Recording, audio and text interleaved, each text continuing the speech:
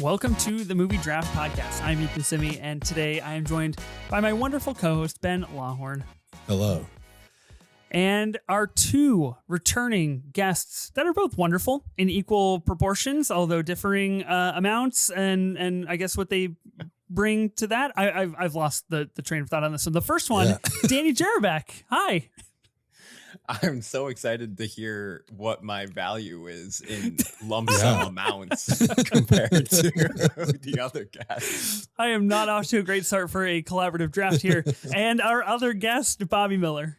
Yeah, what's my value, Ethan? What do I bring to this? I feel like I'm being led to a bear trap, and I will not be answering that question. I wouldn't take another step. Keep going. I'm actively walking backwards, actually, is what's happening now. One person collab draft, rank all three of us right now, Ethan. Yeah.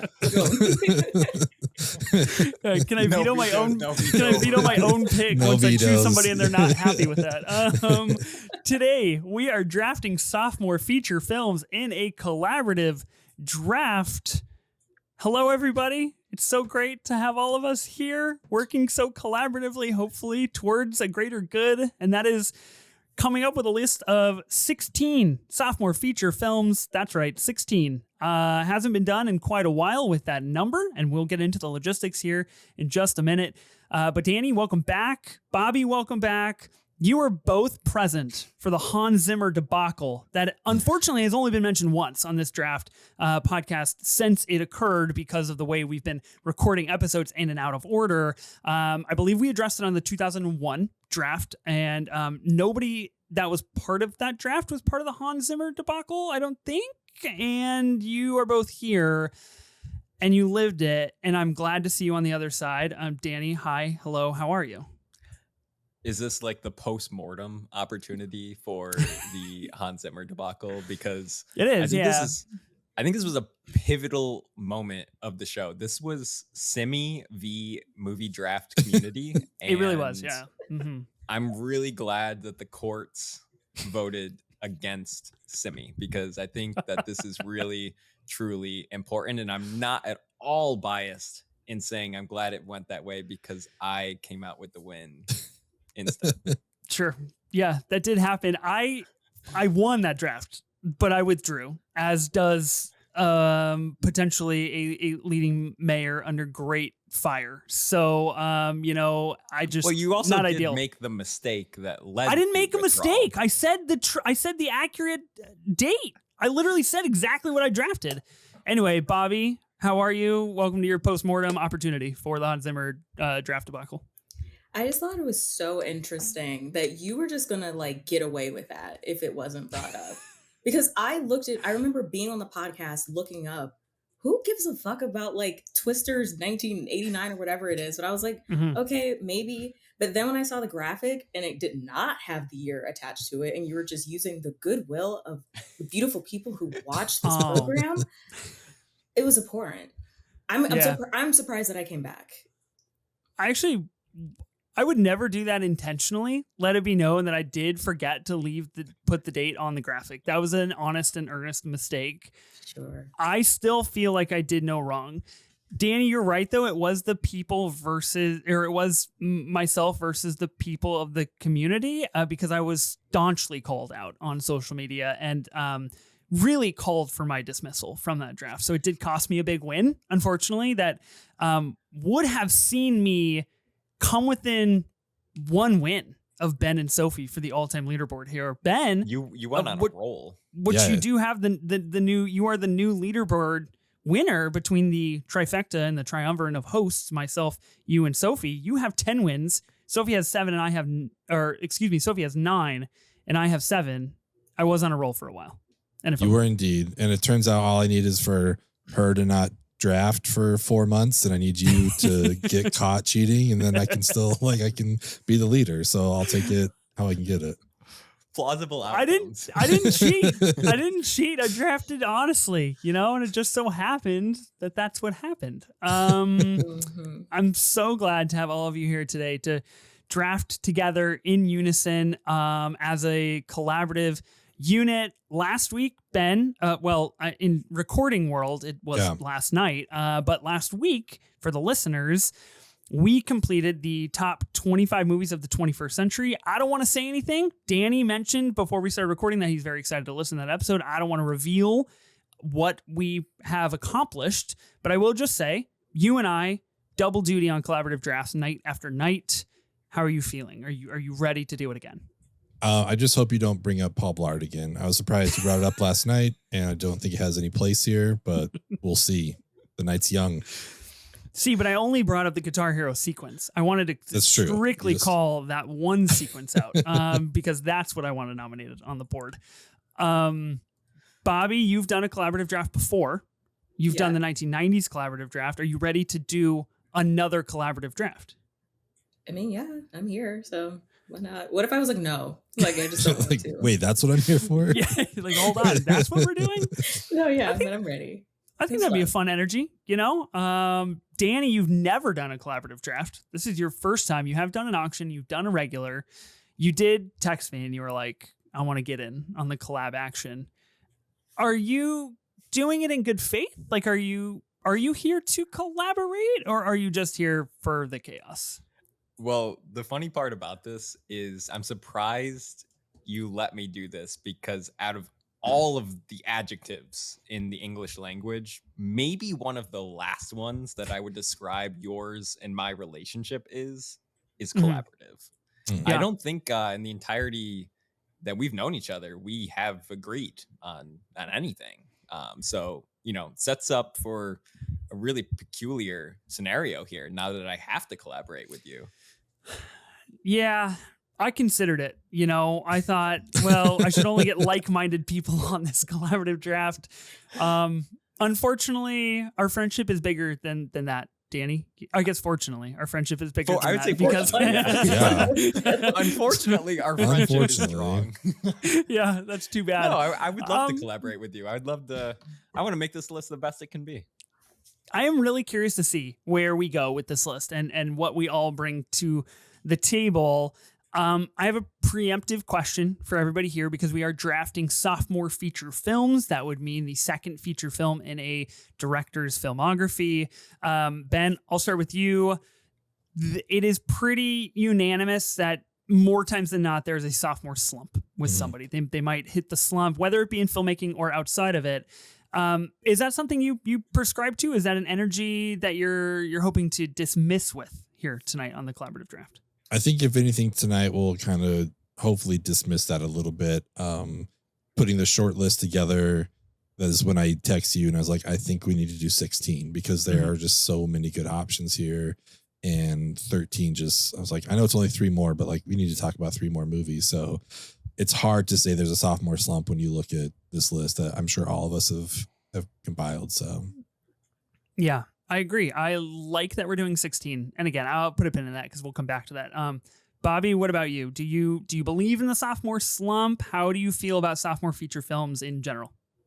I don't really see it as a slump. I think it's really like beautiful and awesome to follow the trajectory of a director, like as they find their voice. And like when you can watch a director's filmography and pick out select films where they like start picking up on a specific style or something that becomes really associated with them. So I don't know. I think I'm looking at it as like a glass half full type where I don't think of it as like a sophomore slump, but more so just like your sophomore year of high school is when you're like maybe starting to get some footing. You're starting to figure something out about your experience. And so it's like the start of the rest of your journey.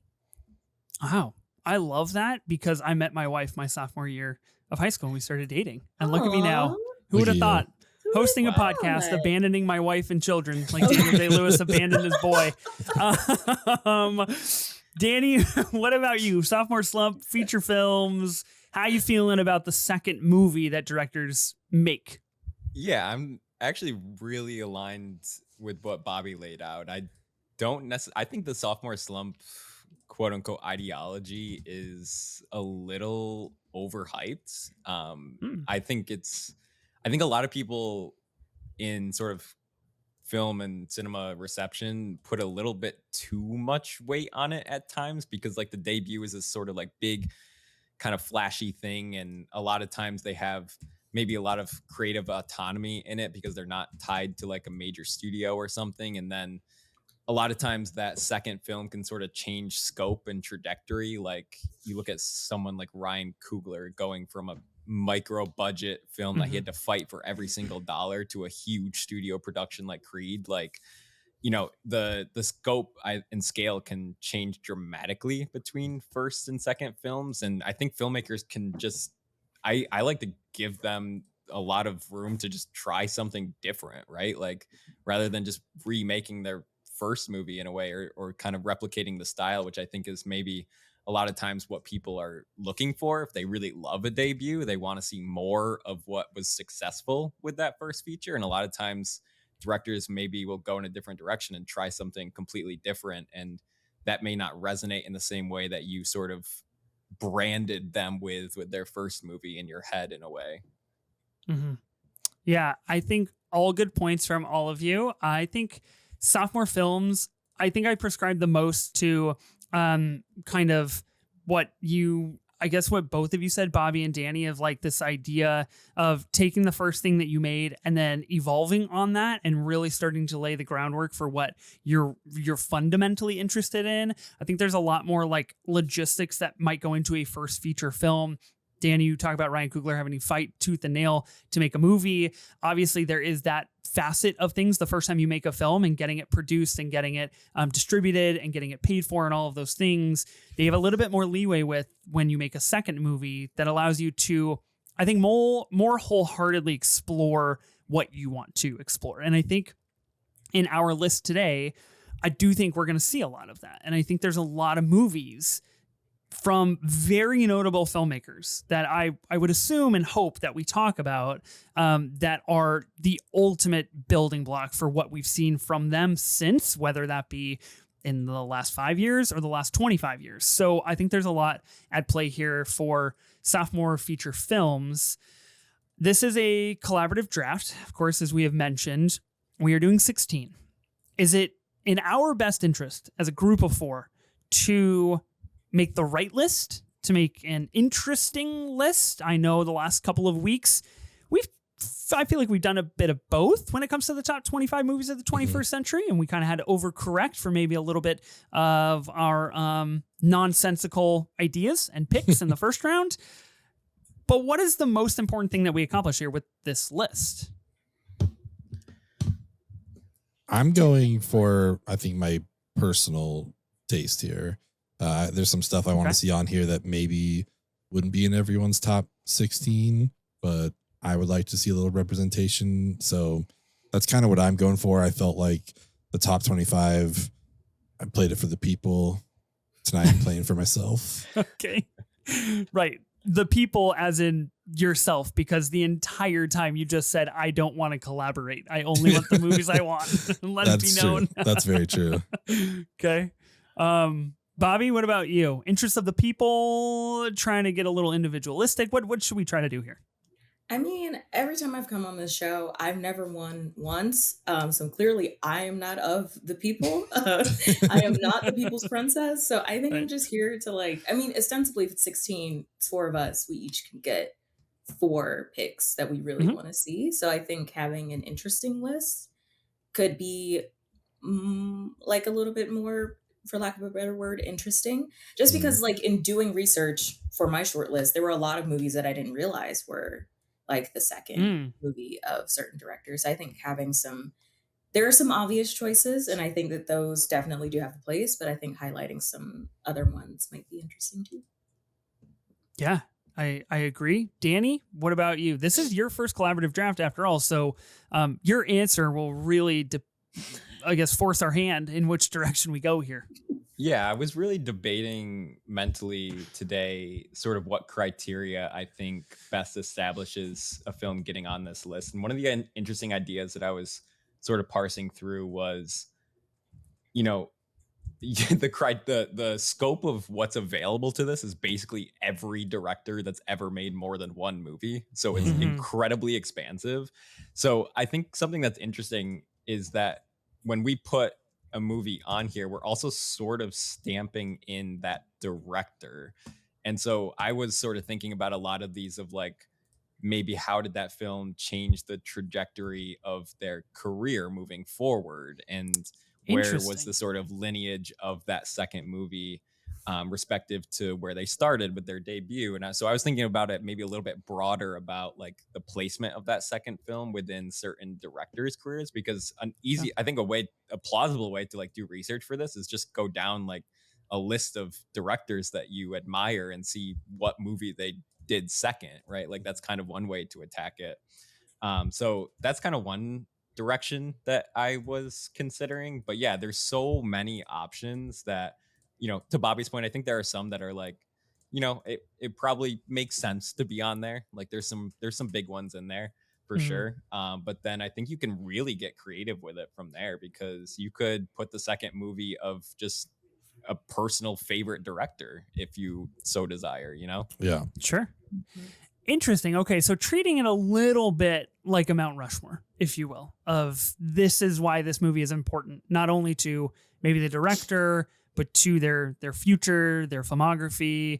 Maybe it's something it did for the genre, something it did for the themes of the film, the narrative, the actors, what have you. Okay. Interesting.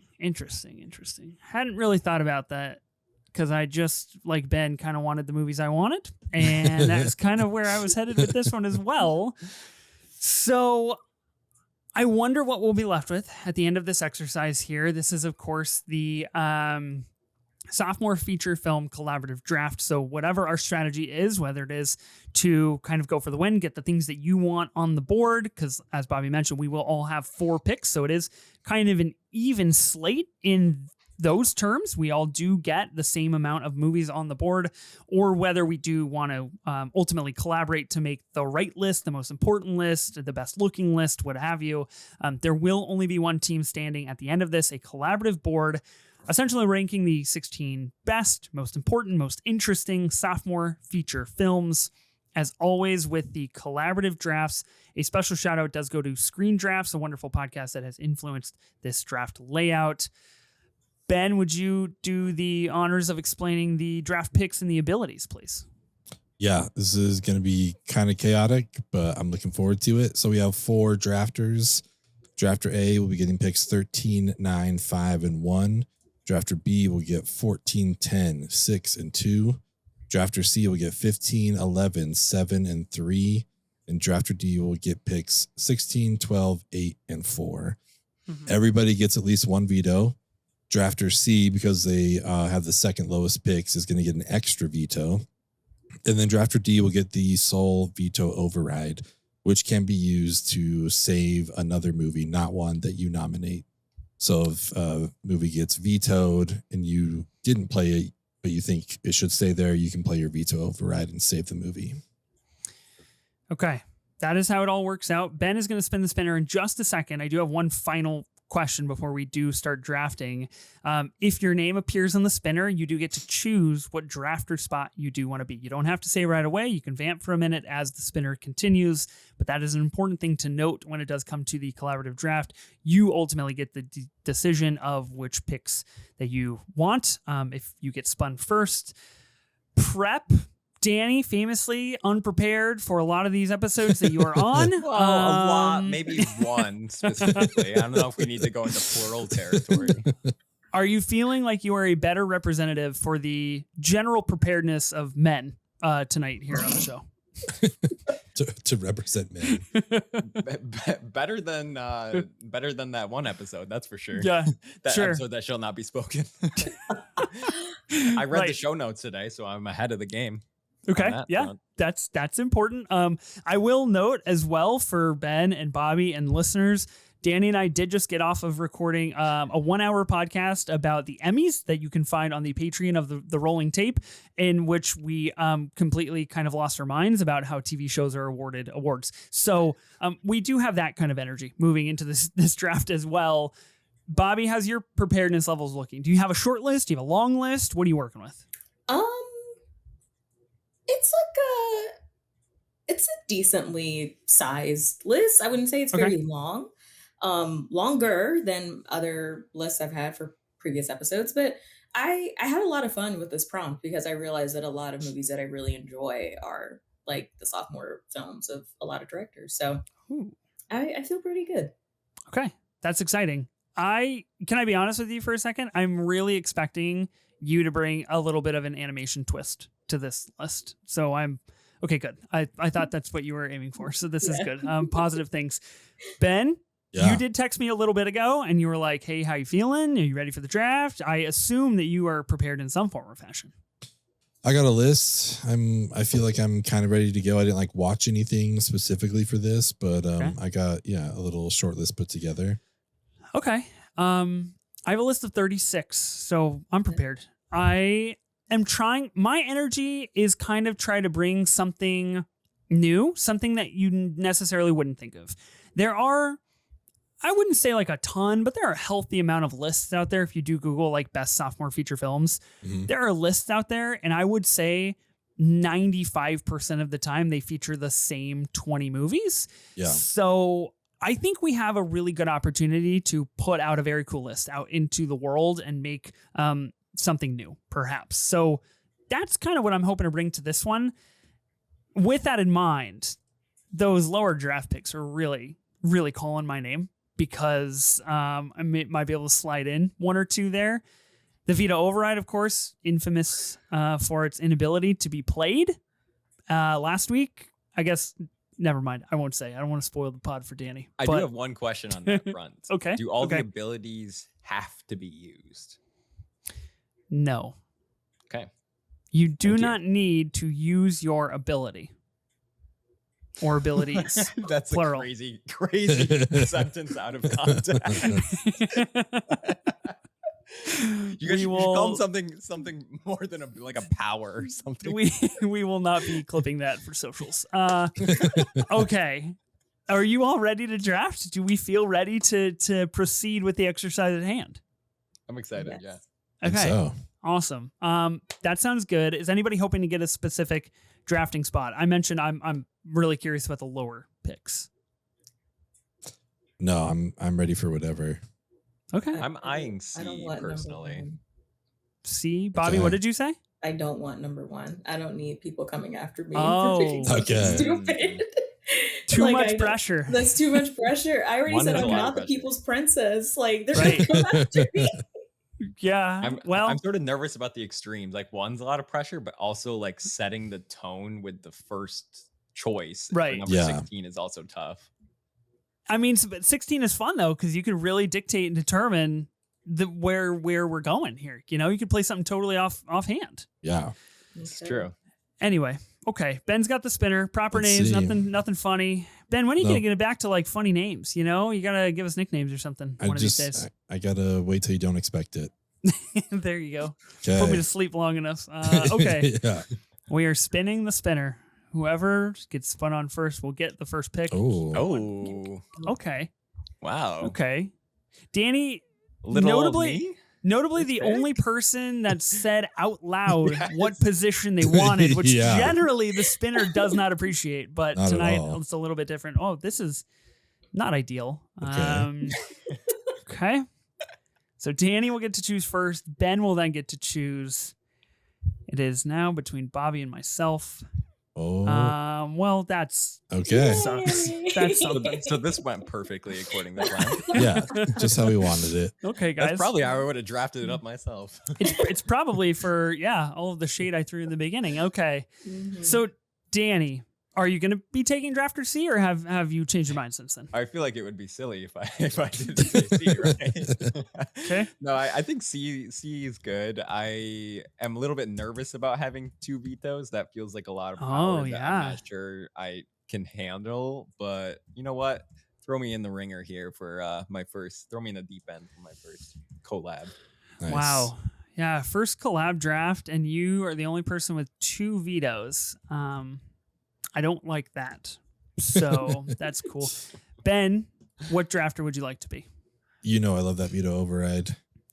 I'm determined to use it tonight. Are you? I'm determined. Because you just can't seem to figure it out, Ben. You never do.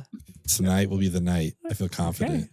All right. Let it be known. It's put out into the universe. Ben is going to be drafter D, the only person with a veto override, which apparently will be used at some point over the next 16 picks. Bobby, sure. you going to be drafter A or B? I'm gonna be drafter B for Bobby. Well, that's Leading not Oh, good yeah. for me. with number one. That means I do get number one. Not a responsibility I Do we wanted trust tonight. Ethan with that responsibility? It was I- either me or Ethan, and those are two wrong choices. I think. both not great. Yeah. Both terrible. Should you? Yeah. I mean, should you guys trust me with this pick, the number one pick overall? Seems like a lot of power. It's too Well, late. I've heard anecdotes of recent Paul Blart mentions, and I'm pretty sure that was a best of the century episode. So, So we'll see what still happens. a lot of faith. Right. Yeah. Anything could happen here. So, okay, we'll quickly go through just exactly the picks that we get. So I will be drafter A. I get 13, 9, 5, and 1, and a single veto. Bobby, you're going to be drafter B. You get picks 14, 10, 6, and 2 with a single veto. Danny, you're going to be drafter C. You get picks 15, 11, 7, and 3 with the only 2 vetoes of the collaborative draft. And Ben, you're going to be drafter D with picks 16, 12, 8, and 4. A single veto and the lone veto override of the collaborative draft that I am just waiting with bated breath to see how this gets used, It'll because come out. I really, really want it to. I'm excited. Notably, I wanted a low pick and I get the highest of the lows. Mhm. I get 13. So you guys really fucked me over there. That is not cool. I had some really fun movies planned for 15 and 16. If I got something that low, guess you won't see them now. Whatever. Not my We'll problem. Publicly states he's eyeing the low picks. Does not get any. of the Does low not Does picks. get not any. get any. Oh, Okay. man. Well, without any further ado, let us commence the Sophomore Feature Films collaborative draft. Ben, you get Yes. pick number 16. What will you be playing? I'm going to be playing a film by an actor-director. That was my introduction to this person. And at the time in my life, this movie just hit me perfectly. I had never really cried so hard from laughing. And I think this is when I discovered that I love the mockumentary. And I will be playing Christopher Guest, Waiting for Guffman at number 16. It is a Okay. movie about a small town in Missouri, Blaine, Missouri. It's their 150th anniversary. They're putting on like a play, and there's rumors that someone from Broadway will be coming to check out the play. Is essentially the setup. But yeah, I don't know. It's just, to me, it's just one of the funniest movies I had ever seen. I still think, arguably now, I think Best in Show is like his best film, but Waiting for Guffman is still hilarious, and it blows my mind. There's just like his second movie that he made. So I don't know how much comedy we're going to see on here, and it's 16. It felt like a good spot to play it. So yeah, I'm going to go with Waiting for Guffman. Okay. Bobby, I noticed you were shaking your head a lot. You in agreement on this one? Yeah, I've watched, I think, all of the Christopher Guest movies this year. That was like one of my movie goals. So I watched Waiting for Guffman this year, and I really, really enjoyed it. So I love that pick. Okay. Nice. Wow. Danny, have you seen Waiting for Guffman? I have not. No, I am scrolling through Christopher Guest's IMDb right now. Not super familiar with his career. This is now I have a mission after Bobby's completed hers. Yeah. So I have not seen Waiting for Guffman. This is one of many occasions that this movie has been mentioned on this draft pod. I don't have a problem. It seems really funny. It seems right up my alley. I love this for Ben. I love this for our list. I love this for the representation of what I think is an important thing to achieve here on the list that I was going to kind of ask you guys maybe as we go along here of like Waiting for Guffman comes out in 1996. How important is it that we have 90s, 80s, aughts, 2010s, 2020s, maybe even that we can kind of represent a full slate of what a sophomore director means in each decade? I think that's an important question to kind of navigate here. But funnily enough, 2 things about Christopher Guest. Best in Show, Ben, you mentioned. Yeah. A movie I still have yet to see that is being shown in 35 millimeter at my local rep theater. Should I go? Yeah. I'll pay for your ticket. Yeah. Like you Okay. need to go see that. Okay. That's on record. Yeah. That is on record. Awesome. I will send you that audio snippet tonight when I go to purchase the ticket. The other thing, Along with the Venmo request. The Venmo request, yeah. Exactly. The other thing of note here that is completely random. I was out at a Goodwill the other day shopping for VHS tapes, as I do, and amassed a couple of cool finds that I thought. There was a movie with Chris Farley on the cover along with Matthew Perry, and I thought, I love Chris Farley. I've never heard of this movie. It looks cool. Let's put it on the VHS shelf and make it look nice. What precedes this movie is exactly the movie that I picked up called Almost Heroes, that apparently is about two bumbling explorers hoping to beat Lewis and Clark to the Pacific Ocean. And those bumbling explorers are Chris Farley and Matthew Perry. That's a crazy serendipitous occurrence that we're talking about a movie within that vicinity of the VHS that I have. So that's cool. Awesome. All right. Good Nice. connection there. Yeah. Yeah, that was fun. Thanks for letting me talk about my VHS collection for a minute. Got it. It just feels like you just want to talk about it. And you're like, Yeah. oh, I did. I was like, what are the chances? I was like, what are the chances that this is going to happen? You know? Okay. Nobody's vetoing Waiting for Guffman. I think this is a cool pick. I like it. Danny, you've got pick 15. I do. Okay. Been mulling a couple options. I think I'm gonna go with this one because it speaks to what I sort of laid out in my criteria. Director that I truly respect, who's sort of on my Mount Rushmore of directors, and was actually surprised to learn that this was her second film. So I'm gonna kick it way back here. Gonna kick it back to 1962. Agnes Varda directs Cleo from 5 to 7. This is on my short list. I was going to play this at 13 if it didn't get played earlier. Let's go, Danny. Wow. That's awesome. That's an excellent pick. Jeez, yeah. I did not even consider that, but that's wonderful. You could have played that higher. Honestly. I know. Well, see, I sort of wanted to, but I was nervous how many people had either seen it or were like familiar with, I think, Varda's trajectory of her career. So I just wanted to, I felt like a little bit maybe of Ben's strategy of like getting like a personal pick out there early, or maybe it's a little easier to sneak it in and rather than kind of waiting for a later pick where it might get some more pushback. Yeah.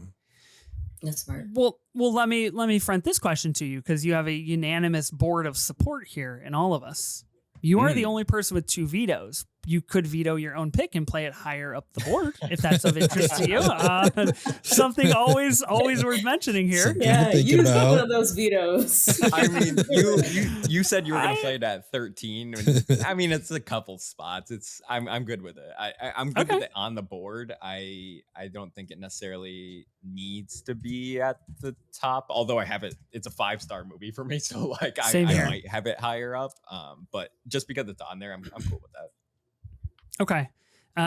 Cleo from 5 to 7, notably Casey Dunifer, a guest of ours here on the show on a regular occurrence. Her username on socials is Casey from 5 to 7, and I am currently working through the legal system to sue her for that username because I think I won it here on a draft for listeners that have been listening that long. A movie basically about a singer who becomes worried that she might have cancer and is awaiting test results from a doctor. And so we follow her in the hours from 5 to 7 as she's kind of walking through her European town and engaging with different people on different levels of continued worry, and ultimately find someone to talk to about her feelings. And it is a wonderful film. If you have not seen it, I cannot recommend it enough. It is a 5-star movie.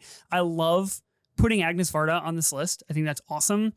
Also 90 minutes, like just a real nice 90-minute movie. Super cool. Okay. Nice. That was on my short list. So I gotta put that one off. Bobby, you're up. Okay. I'm going to do a personal play as well. And I am going to do 1999's Election, directed by Alexander Payne. Okay. Whoa. I've talked about this movie at length on this podcast. Every time I come, I think I mention it in some way, shape, or form. But it is one of the best, I think, high school movies. I think it's one of the best movies about America in general and just kind of like American culture. It's Reese Witherspoon at her best. It is Matthew Broderick at his best. It is a phenomenal film about a teacher beefing with a student and being an absolute fucking loser for doing so. And it's so funny. Yeah. It's just such a great movie. I love it, and it's on my wall up here, literally looking down on it. Ooh, Nice.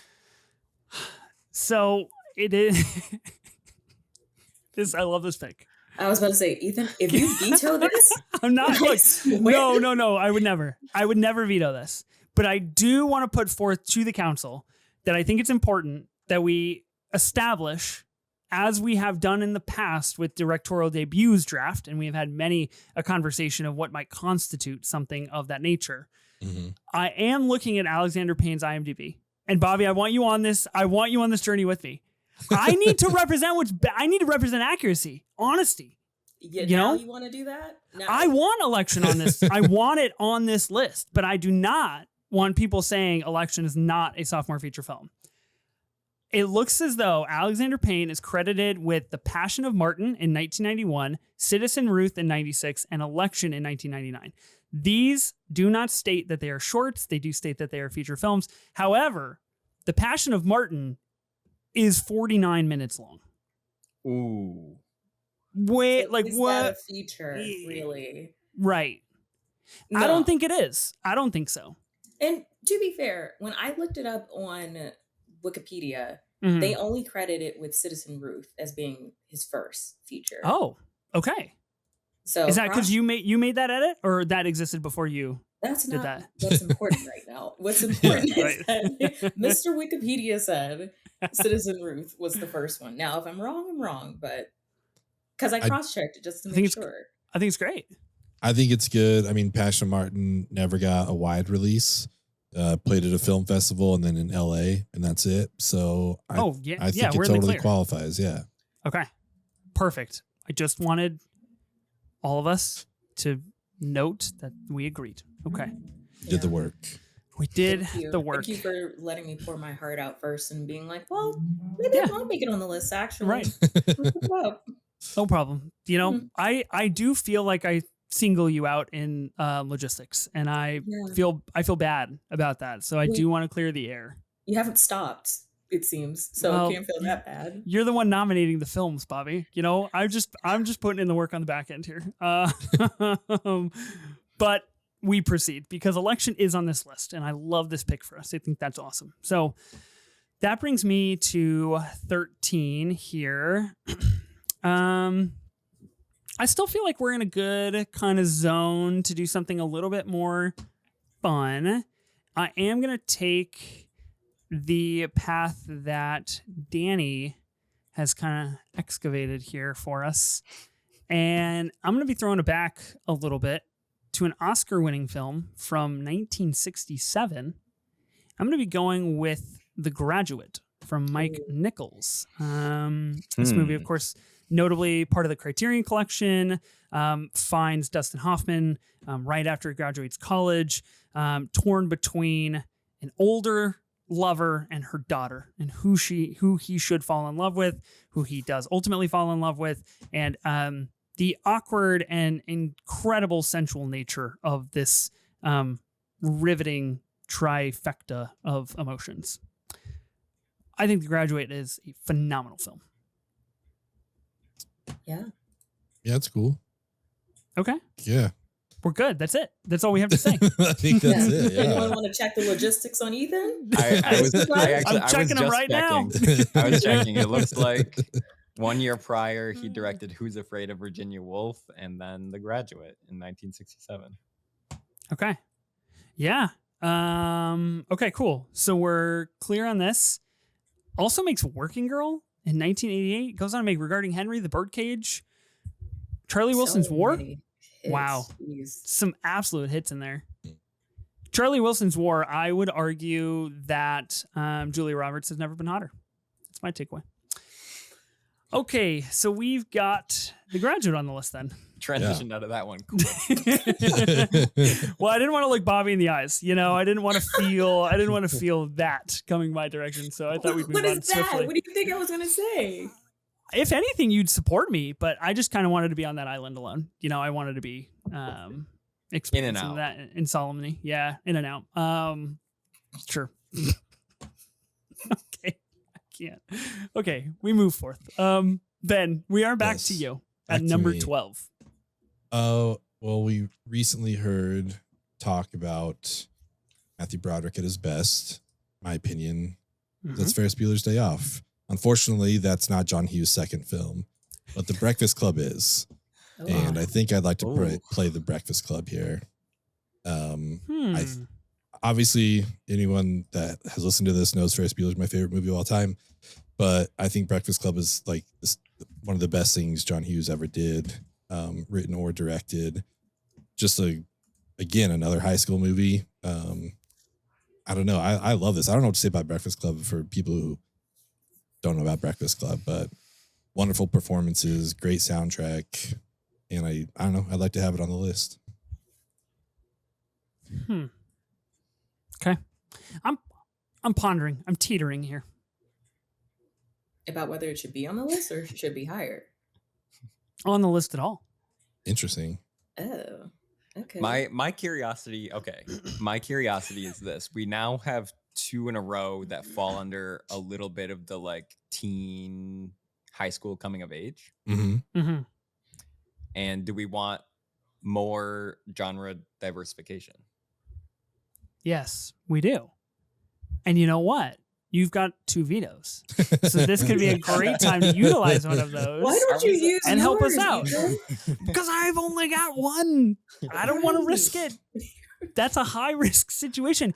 If I play my veto now, I've got to make it 11 picks with no ability to say boo?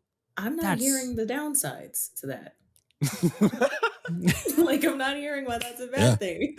I lose all my power. Yeah. Great.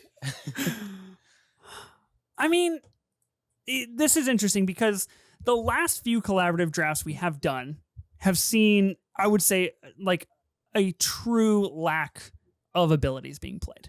I think we've gotten a little away from the true cutthroat nature of what collaborative drafts can offer here.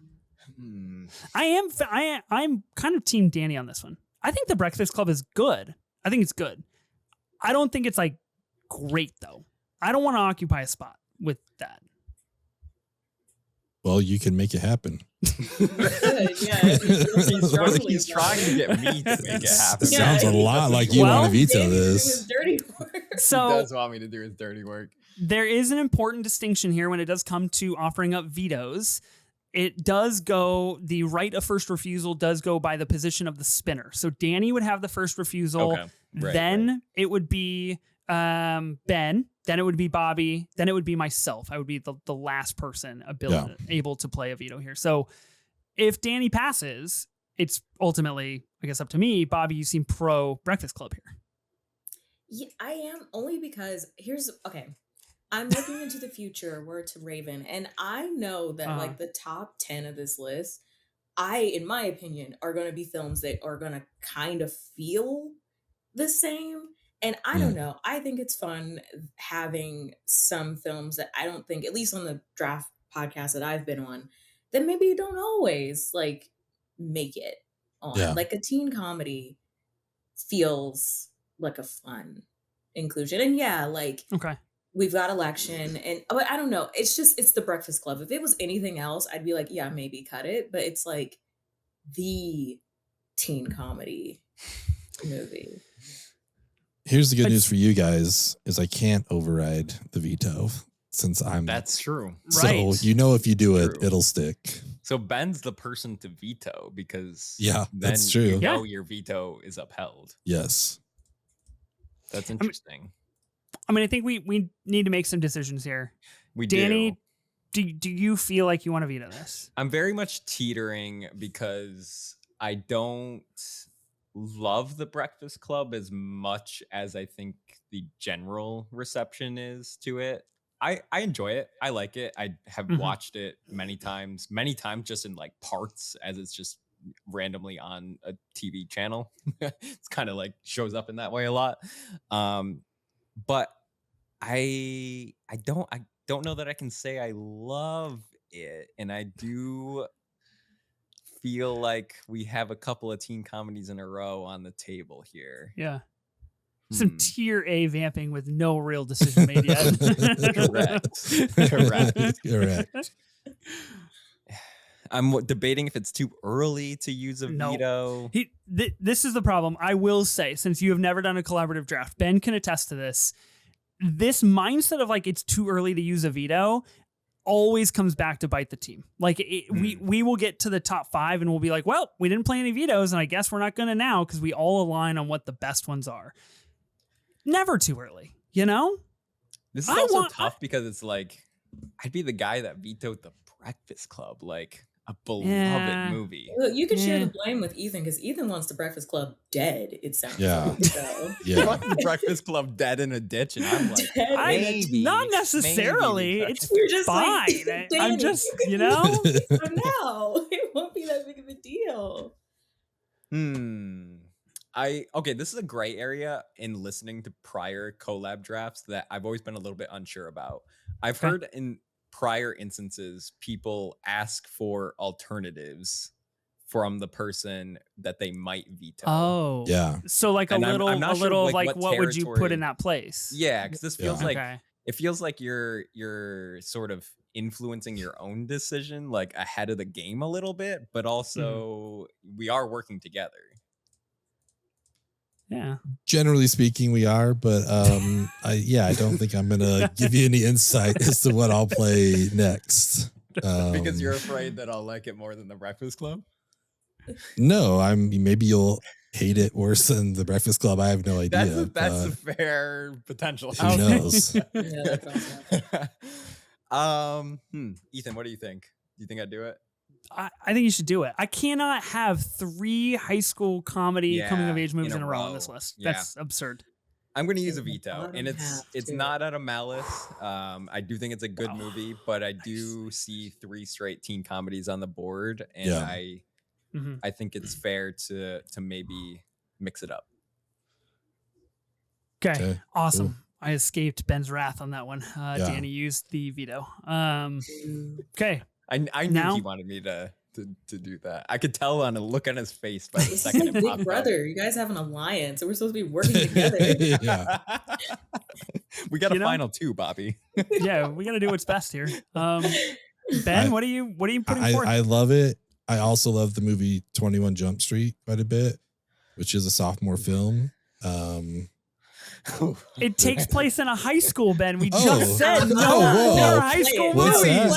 What's that? It takes place in a high school? Oh, fucking interesting. kidding me? There's no way. That coming. What about Superbad? That's also another Jonah Hill film. Is Superbad a sophomore feature film? It is, at least from the list I saw. I would 1,000,000% let Superbad fly. No question. Really? Doesn't Superbad take place in high school? Mm-hmm. Who fucking cares, Bobby? Oh, so Superbad. Because the whole thing was like, we don't want 3 high school movies. No high school movies. And then Ethan hears Superbad and he's like, yeah, let's do it. Let's go. Play Superbad. Wow, Superbad is a sophomore feature film. That's crazy. Yeah. 11 years between The Day Trippers and Superbad for Greg Mottola. That's wild. That's crazy. That's a crazy back-to-back. Day Trippers and yeah, that's pretty wild. Okay. I mean, I love both those movies, but a movie that I love a lot and I'm going to play is Ari Aster's Midsommar. Ooh. I feel honestly like it's a little. This is low. I feel like it's low, but again, kind of with Cleo from Friday 7, I don't know what the vibe is here, and I don't want to risk playing it too high and it getting vetoed. So, because obviously I can't save my own picks here, so I feel like I got to play them as soon as I can. Ethan, you know from our E24 pod, like I love Midsommar. It's in my top 4 of like anything they've ever done. I think it's fantastic. Florence Pugh is amazing in it. The whole cast I think is so good. And daytime horror, I think it works wonderfully.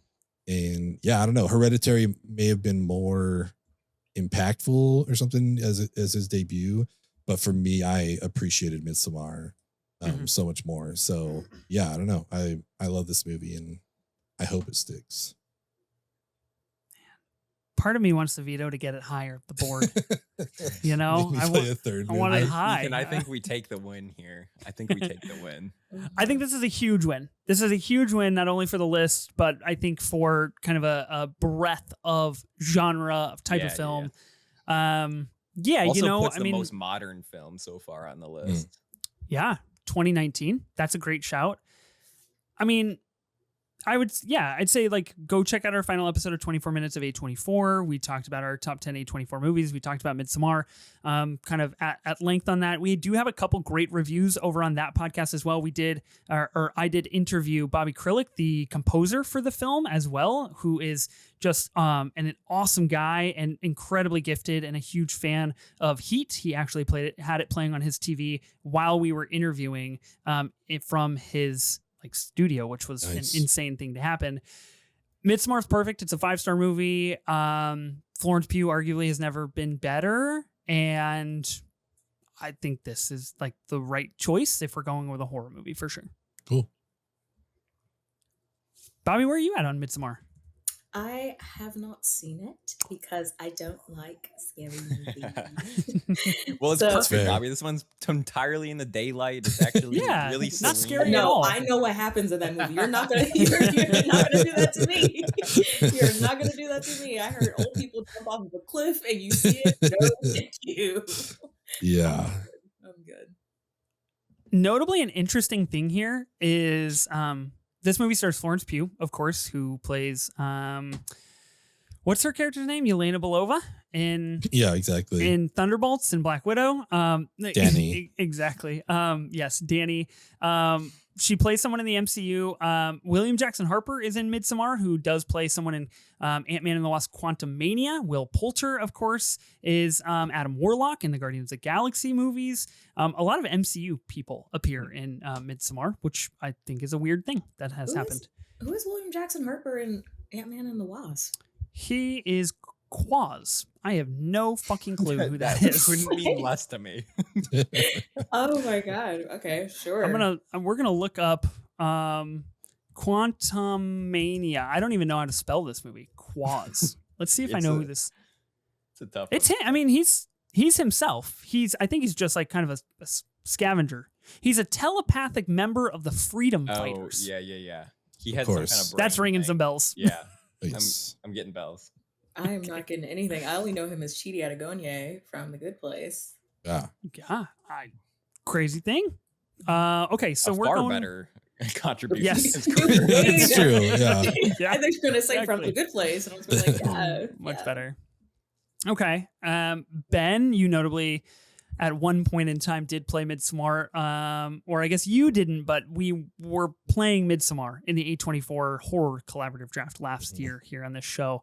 Sophie played that, and you notably played Hereditary at number 3, a movie we all thought would go to number 1 that is also a sophomore feature film.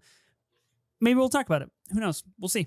It is Ari Aster season. Eddington. Yeah. Happening right around the corner. A lot of friends saw it tonight. Yeah, a lot of people have seen it tonight. By the time this show comes out, Eddington will have been out for its opening weekend, which will, I'm sure, be completely normal and totally fine in terms of film Twitter discourse. A lot super of rational mixed reviews on the movie. Yeah. Okay, Danny, you've got number 11. That I do. Wow. Okay. Breakfast Club. That would be. Can I make a suggestion? That would be insane work. Well, now that there isn't a streak of teen comedy, right? Now you can play it. Yeah, it's all totally yours. on the table, along with 21 Jump Street and Superbad. Ooh, okay. This is so tough because there genuinely are so many directions that you could go. Like, there are more than you could ever fit on this board, and I'm really coming to terms with that in the current moment. Oh God. That's why I felt like I had to play Midsommar, because I'm like, I need to get it on the board. It's like, I know where it spots whatever we're at 11, but like I need to play my 5 even on at this point. Even on the low end of the board, I feel like you have to play things that you want to get on, because there's just such a high probability of so many things getting left off. Exactly. Yeah. Yeah. Hmm. I'm Okay. looking at my long list. There's a couple fun picks that we could play here at 11. Fun picks. Yeah. Fun. Okay. How do you want me to interpret that? Let me look up fun sophomore features. yeah. If you could just look at the hyper specific subgenre that's listed on Letterboxd, that should say fun. That Yeah, way I mean they do have like nano genres or whatever on there. Yeah, that's crazy work. Yeah. A lot of vamping. Mhm. I also had so much time to think about this because I was vetoing prior to this. Yeah, I mean, you're officially on your second pick of your first collaborative draft. So now you kind of have an idea of how these collaborative drafts take place a little bit. Yeah. Yeah. It's entertaining lot of pressure. for sure. Yeah. A lot of pressure. Because your pick is everyone's sort of collectively responsible for what you choose. Yes. And so you have some accountability in that. Exactly. Okay. I'm going to go with, I'm not sure if people maybe are targeting this higher, but I feel like this is something that can't be left off. Mm-hmm. I'm going to go with Christopher Nolan's Memento. Okay. This was one of my must-haves on this list. Okay. Okay. That's promising for me. I think 11 is the same ballpark we find Midsommar at 12. Like I understand what you guys are doing here, but like respectfully, these could have been like 5 and 4. It's tough though because there's so many options. Mm-hmm. I think Memento in terms of sophomore feature films, like really truly might be one of the best we'll ever get. Like I just don't know if there's something that will ever quite live up to that, especially considering, like you mentioned, Danny, before we started this, of like, what's the legacy of the director? Nolan has gone on to make 25 years of eventized original movies that are incredibly successful and prominent in the culture. And Memento is the start of that. I mean, Following is, of course, the start of that, but Memento really cements that, kind of like Bobby said. So I would have killed to see this higher. I guess I don't have a problem with it at 11, but Sammy Jenkins, you know? Just like, fuck, Memento's so good. You could veto it. No, I'm not. Vetoes are used for things I don't want, not for things that need to go higher. Not for things to bump up. Not to bump. Yeah, this is the tough thing about this draft because yes, I probably would also have it a bit higher, but I'm just nervous like how the trajectory of this is gonna go. Mm-hmm. Okay. I mean, I think this is a movie that needs to be here for sure. Guy Pearce is best. Carrie-Anne Moss, fantastic. Yeah, I think I remember the first time watching this and just like my brain kind of melting as I'm watching. Like, I don't think I'm getting it, and just like immediately putting it on again. So this is, I love this pick. Joey Pants. I mean, really where the Joey Pants award stems from. Of course, about an insurance investigator who has amnesia, uses notes, tattoos to hunt down his wife's murderer, which I'll just throw this out there. The narrative structure of this movie is probably one of the most successful and inventive things that Nolan has ever done. That, of course, leads us to every movie since that he has made and the way that he tells his stories. You mentioned Guy Pearce, Ben. I think the 90s and their obsession with telling crime dramas about wife murderers is really interesting. See The Fugitive and maybe every other early or late 90s thriller.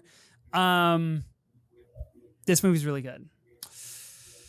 I guess we'll keep it at 11. Bobby, have you seen Memento? I have not. Memento? I think I may have talked about this before, but I have a very interesting relationship with Christopher Nolan in his films. I think that they're like objectively great. He's just not always my particular cup of tea. And I feel terrified saying that because then people are like, well, you don't like film. And it's just like, he's great. It's just his film language is not exactly my film language. And his is great, but we just kind of are on different sides of that. But I totally respect his body of work. That's where I sort of love Memento, is because it's you can see in his recent work why he did Memento, but like at that stage, Memento does feel different. Like it's so much more contained and isolated and just relies on much more simple features of filmmaking to tell a really interesting story.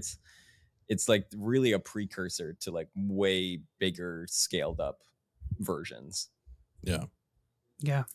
You stated that so eloquently, Bobby. I was going to come after you, but it was too nice. I couldn't say anything. So I respect your take. Like, it's hard to be like, I can't outright say I don't like Christopher Nolan and his movies, because then film tour will be outside of my house in 5 minutes.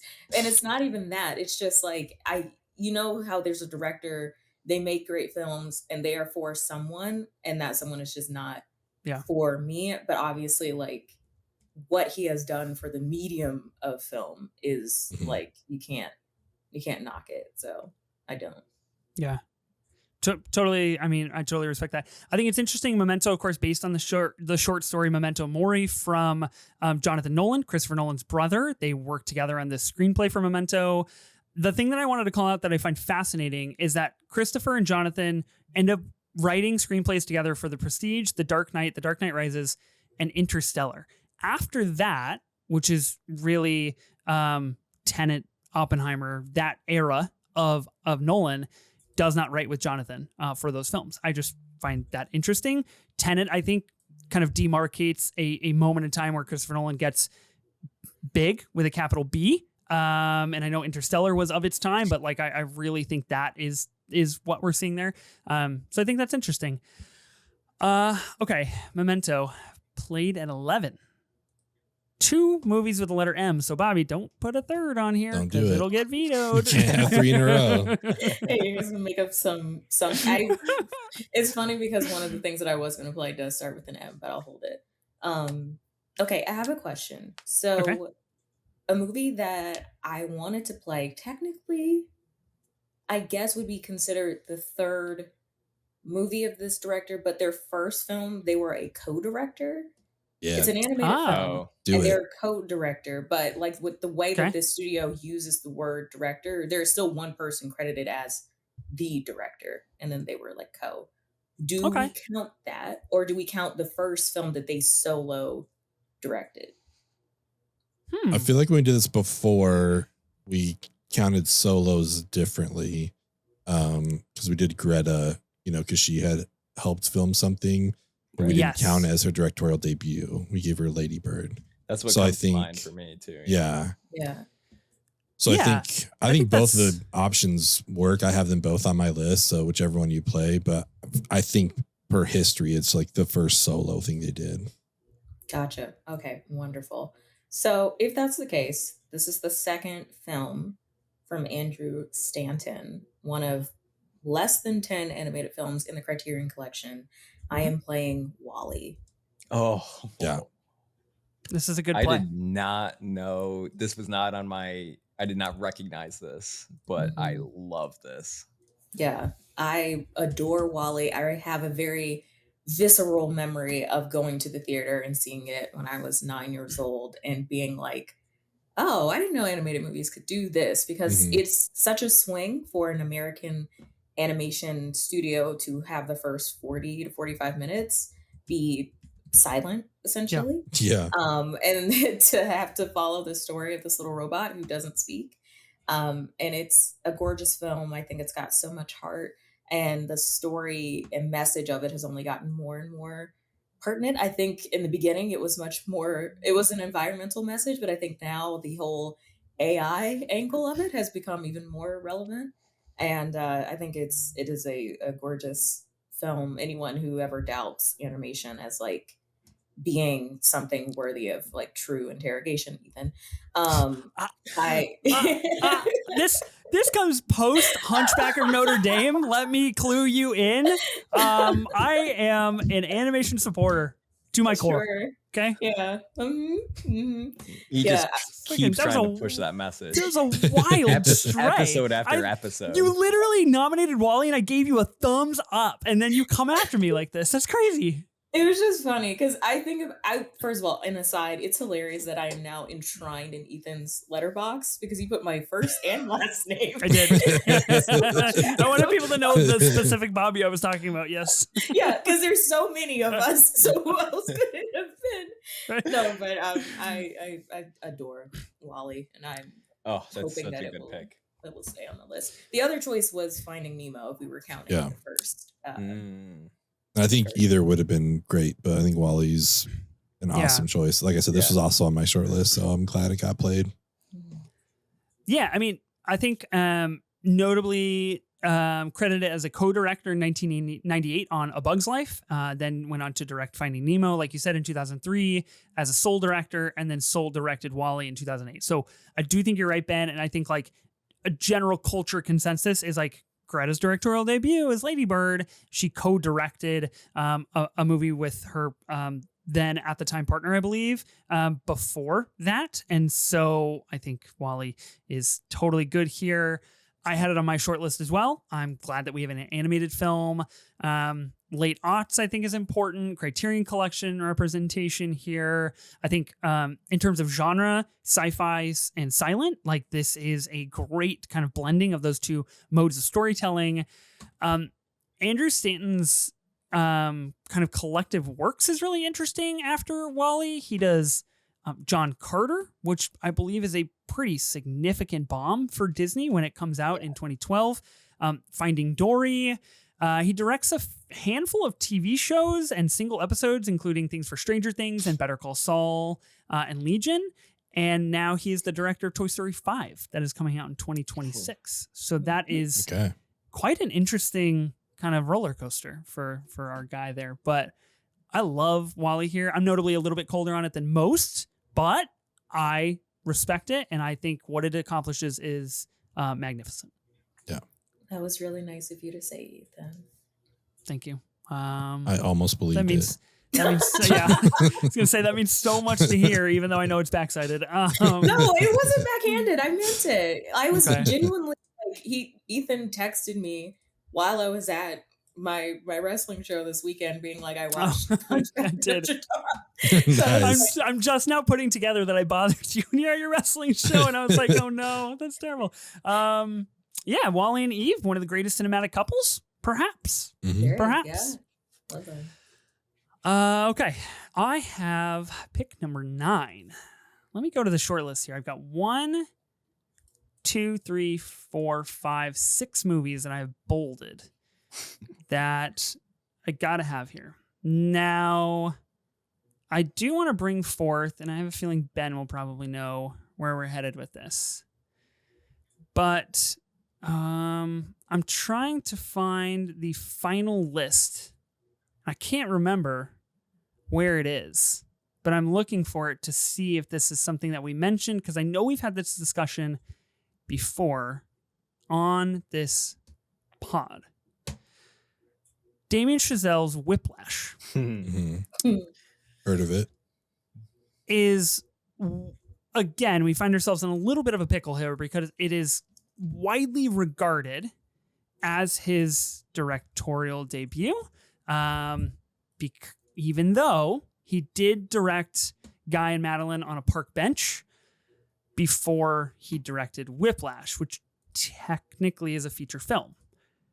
We do need to play within the constraints that we've set forth over the last several picks here. Ben, where are you at on Whiplash being eligible for this draft? I feel like I remember not being able to play Whiplash because of that other movie. So I feel like that counts as a feature. Okay, like when we did directorial debuts. I think I wanted to do Whiplash and I got shut down. I was like, well, no, like the Park Bench is the debut, so I didn't get to play it. So if that stands, then I think the Park Bench. Yeah. So Whiplash would be his sophomore. Okay. Park Bench, I mean, it played major festivals. It played Tribeca, AFI, had a limited theatrical run. Like it was, I believe, his thesis film at Harvard, I want to say. Is that correct? Maybe fact check that. But like I think you're right. Something about that. It is, I mean, it went on a significant major festival run and says a limited theatrical run in November 5th, 2010. Yeah. Okay. Yeah. I mean, I agree. I'm glad. I think we do have a bit of a Memento situation here where a little bit more clear for Christopher Nolan. Following was in the same vein as what Guy and Madeline on a Park Bench was for Damien Chazelle, kind of acted as the booster to these other films. But I'll be putting forth Whiplash by Damien Chazelle. I think an absolute masterclass in technical filmmaking and acting ability, and only blossoms the affectation that Chazelle has for jazz and white guys who are really good at playing it. And I think that's pretty cool. I would argue one of the most like damning final shots in a film of all time. I think very much in conversation with Midsommar in that idea. And every time I watch Whiplash, it just gets better. So I'll be putting this forth at 9. Okay. That's it. We're good. I mean, I think it's a really good movie. But I kind of feel like we're in the territory of great movies. What? This is a great movie. This is a 5-star movie. What are you talking about? 5-star movie. Okay. Whoa. Okay. What I Have will you give even it. seen Whiplash, Bobby? That doesn't matter. I just want to. It definitely matters. Get out of here. That doesn't matter. I wanted you to. If I lost Breakfast Club, maybe you should lose Whiplash. From the fucking rafters. That was brutal. I'd like to point out that there is a very, very notable plot hole in Whiplash that nobody talks about. Well, let's not. It might skew my perfection vision on this movie. I think you should bring it up. What is it? He rents a car under the age of 25. Yeah, the premiums are just more expensive. He's got the dough. He's a thriving college student in the city. Thriving college student. Proceeds to aptly total that car. He's never getting out from under that debt. Ever. He's toast. All right, Ben, what do you want to do? I don't know if I want to use my veto because there's another movie I'm scared is going to get played that I want to save it for. So I'll let it stand. But like, again, we're in territory of great movies here. Of which Whiplash is a part of. By default now, I guess. Yeah. It's in the top 10 somehow. Yeah. Okay. I think that's an interesting take. And I love, much as Bobby says Christopher Nolan is not her guy, I know Damien Chazelle is just not your guy, Ben. And that's this is my favorite movie of his. Like, I am a drummer. Like, I really do like this movie. Okay. It's a lot. But you're not going to play a lot your, at 9. Your veto. Yeah, no, I'm not going to. We have now done back-to-back M's and back-to-back W's. So this is an interesting thing happening here. Don't dare put up a W back. I'm can looking I move at up my waiting for Guffman? I'm coming for it. Yeah, can we move waiting for Guffman up? Okay. I don't have another W film on my list, at least. Ben, you have number 8. We're in the territory of greatness, as you've put it. Yes. And I'm going to stick true to that. And it's something Danny mentioned earlier. I think one of the greatest legacy sequels. I want to do Creed here at number 8. Ryan Coogler. I think this movie is fantastic.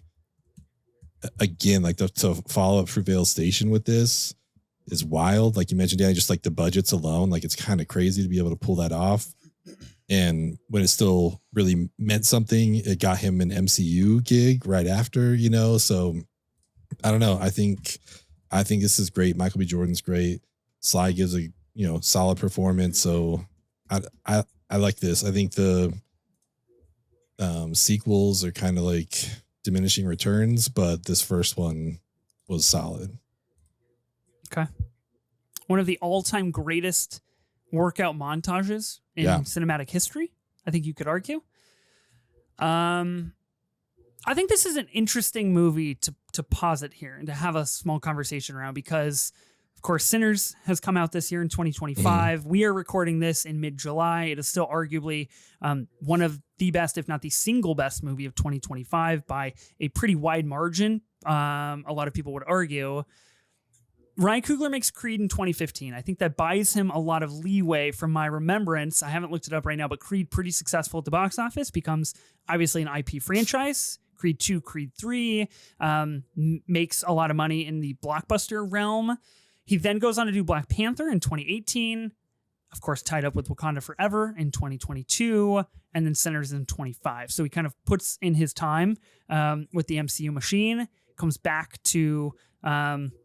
I guess his first original film since Fruitvale Station, which is one of the interesting things about his career is that everything leading up to Sinners was either like biographicals with Fruitvale Station based on another story or IP. So like this really is his first original story that he, brought to life.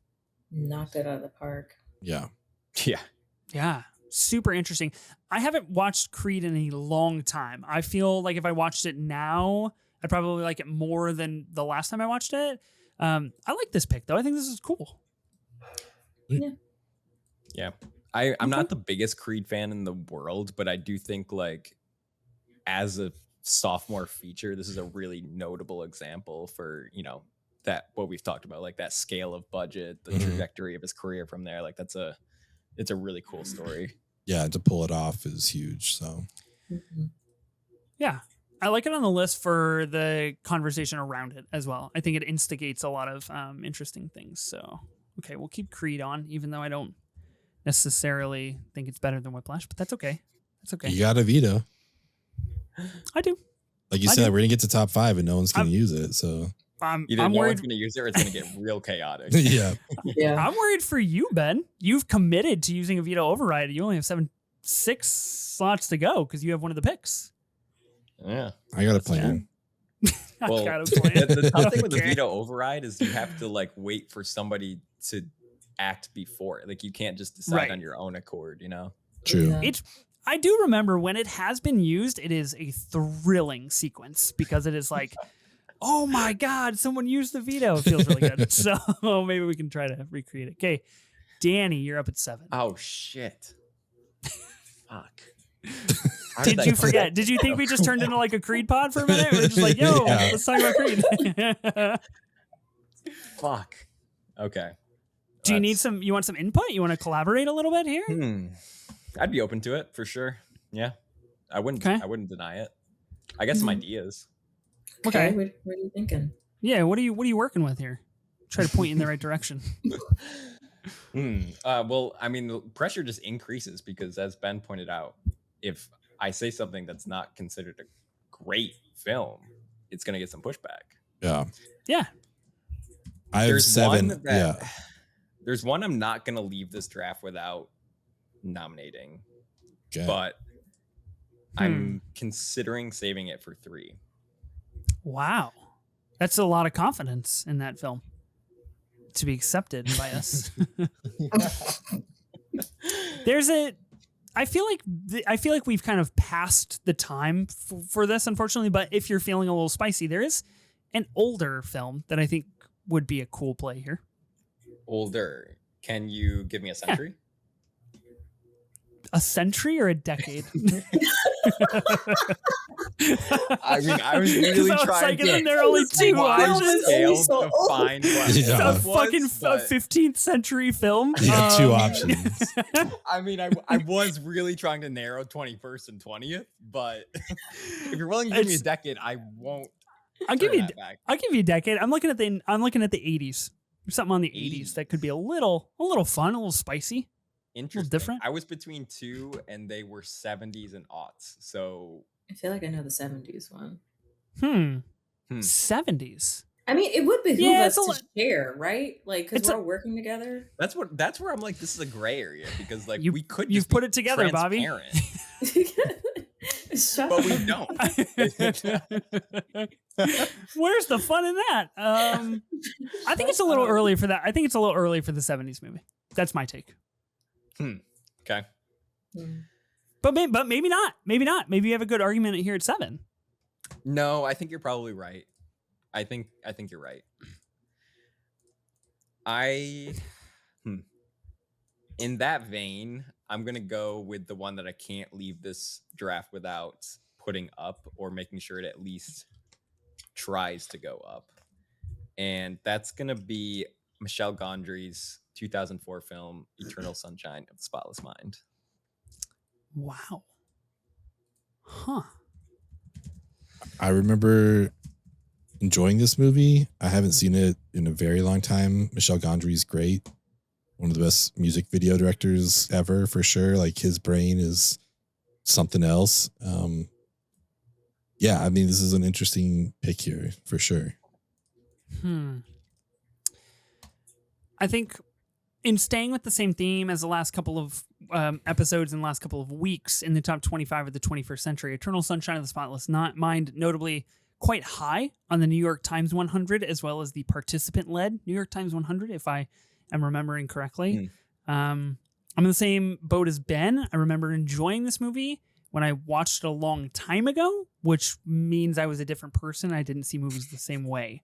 So I'm just like not sold on this. Ooh, okay. All right. If only there was something you could do about that, Ethan. If only. Bobby, Well, how do you I want Bobby's take. Yeah, I want Bobby's take. I unfortunately do have to agree with Ethan. I think it's phenomenal. But Unfortunately, agree with Ethan. God damn it. Clip it. Yeah.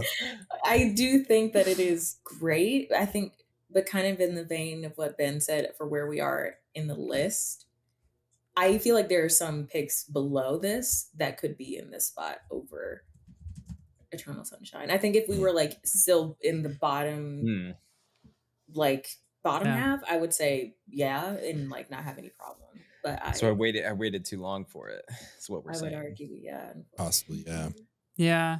I think the argument for this movie is getting a Jim Carrey film on the board. I think this is like a really interesting moment in time for Jim Carrey, the early aughts here. Of course, comes after the rave of the 90s, in which he completely obliterates any historical run anybody has ever had, and takes that crown.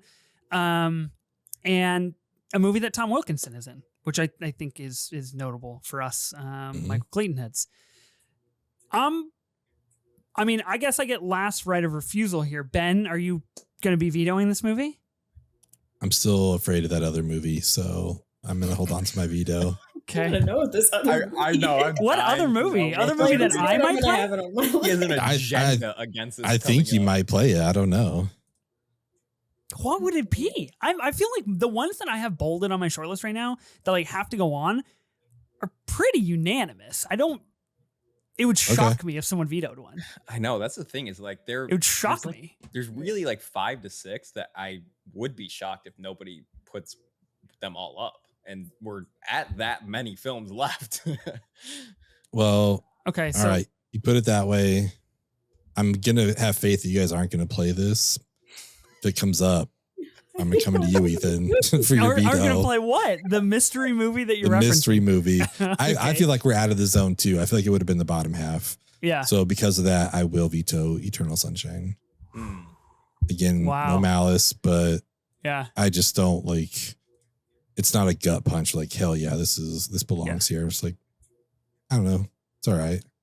Baby's first veto. For this one. Yeah. How does it feel, Danny? This is a pretty beloved movie. And not here on this show. Not here on this show. It is just like my favorite movie of all time. You know? So other than that, I'm glad you said that after I vetoed it. No, that's okay. There is a movie within 5 years of this film that I think 7 would be a dynamite spot for. I'll just put that out there if you're looking for suggestions still. Even though you didn't say that you were. Sequence of riddles. Goodness gracious. I mean, there's a perfect movie with the perfect title for this spot as well. Oh, there is. If we want to get there. There is.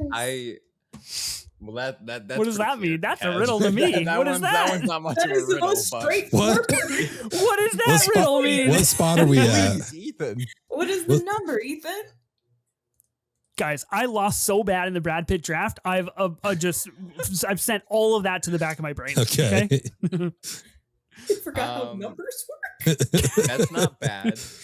That's definitely one that I felt like was certain to get picked at some point in the upper half.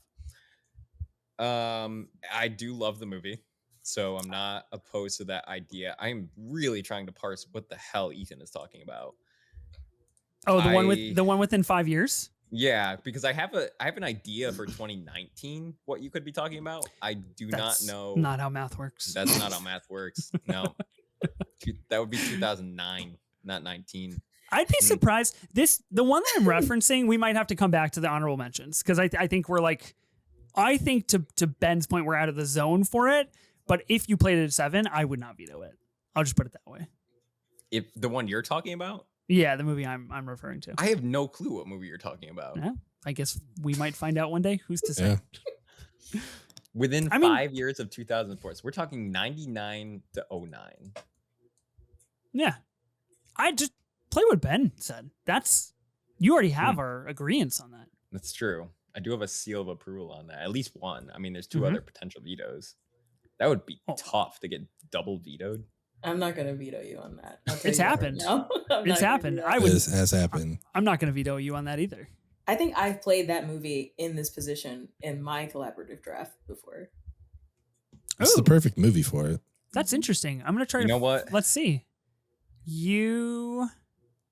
I don't know. I don't have the list. I just have my personal list. Oh, wait. Actually, I do. I was on the wrong doc. That's crazy. You did play it at 7 in your collaborative draft, the 1990s collaborative draft. I've now discovered a 1999 movie that may be what Ethan is referring to. Bringo. Oh. Yeah. And I think I'm down to those 2. I am going to go with that one. I'm going to go with 1999's The Matrix.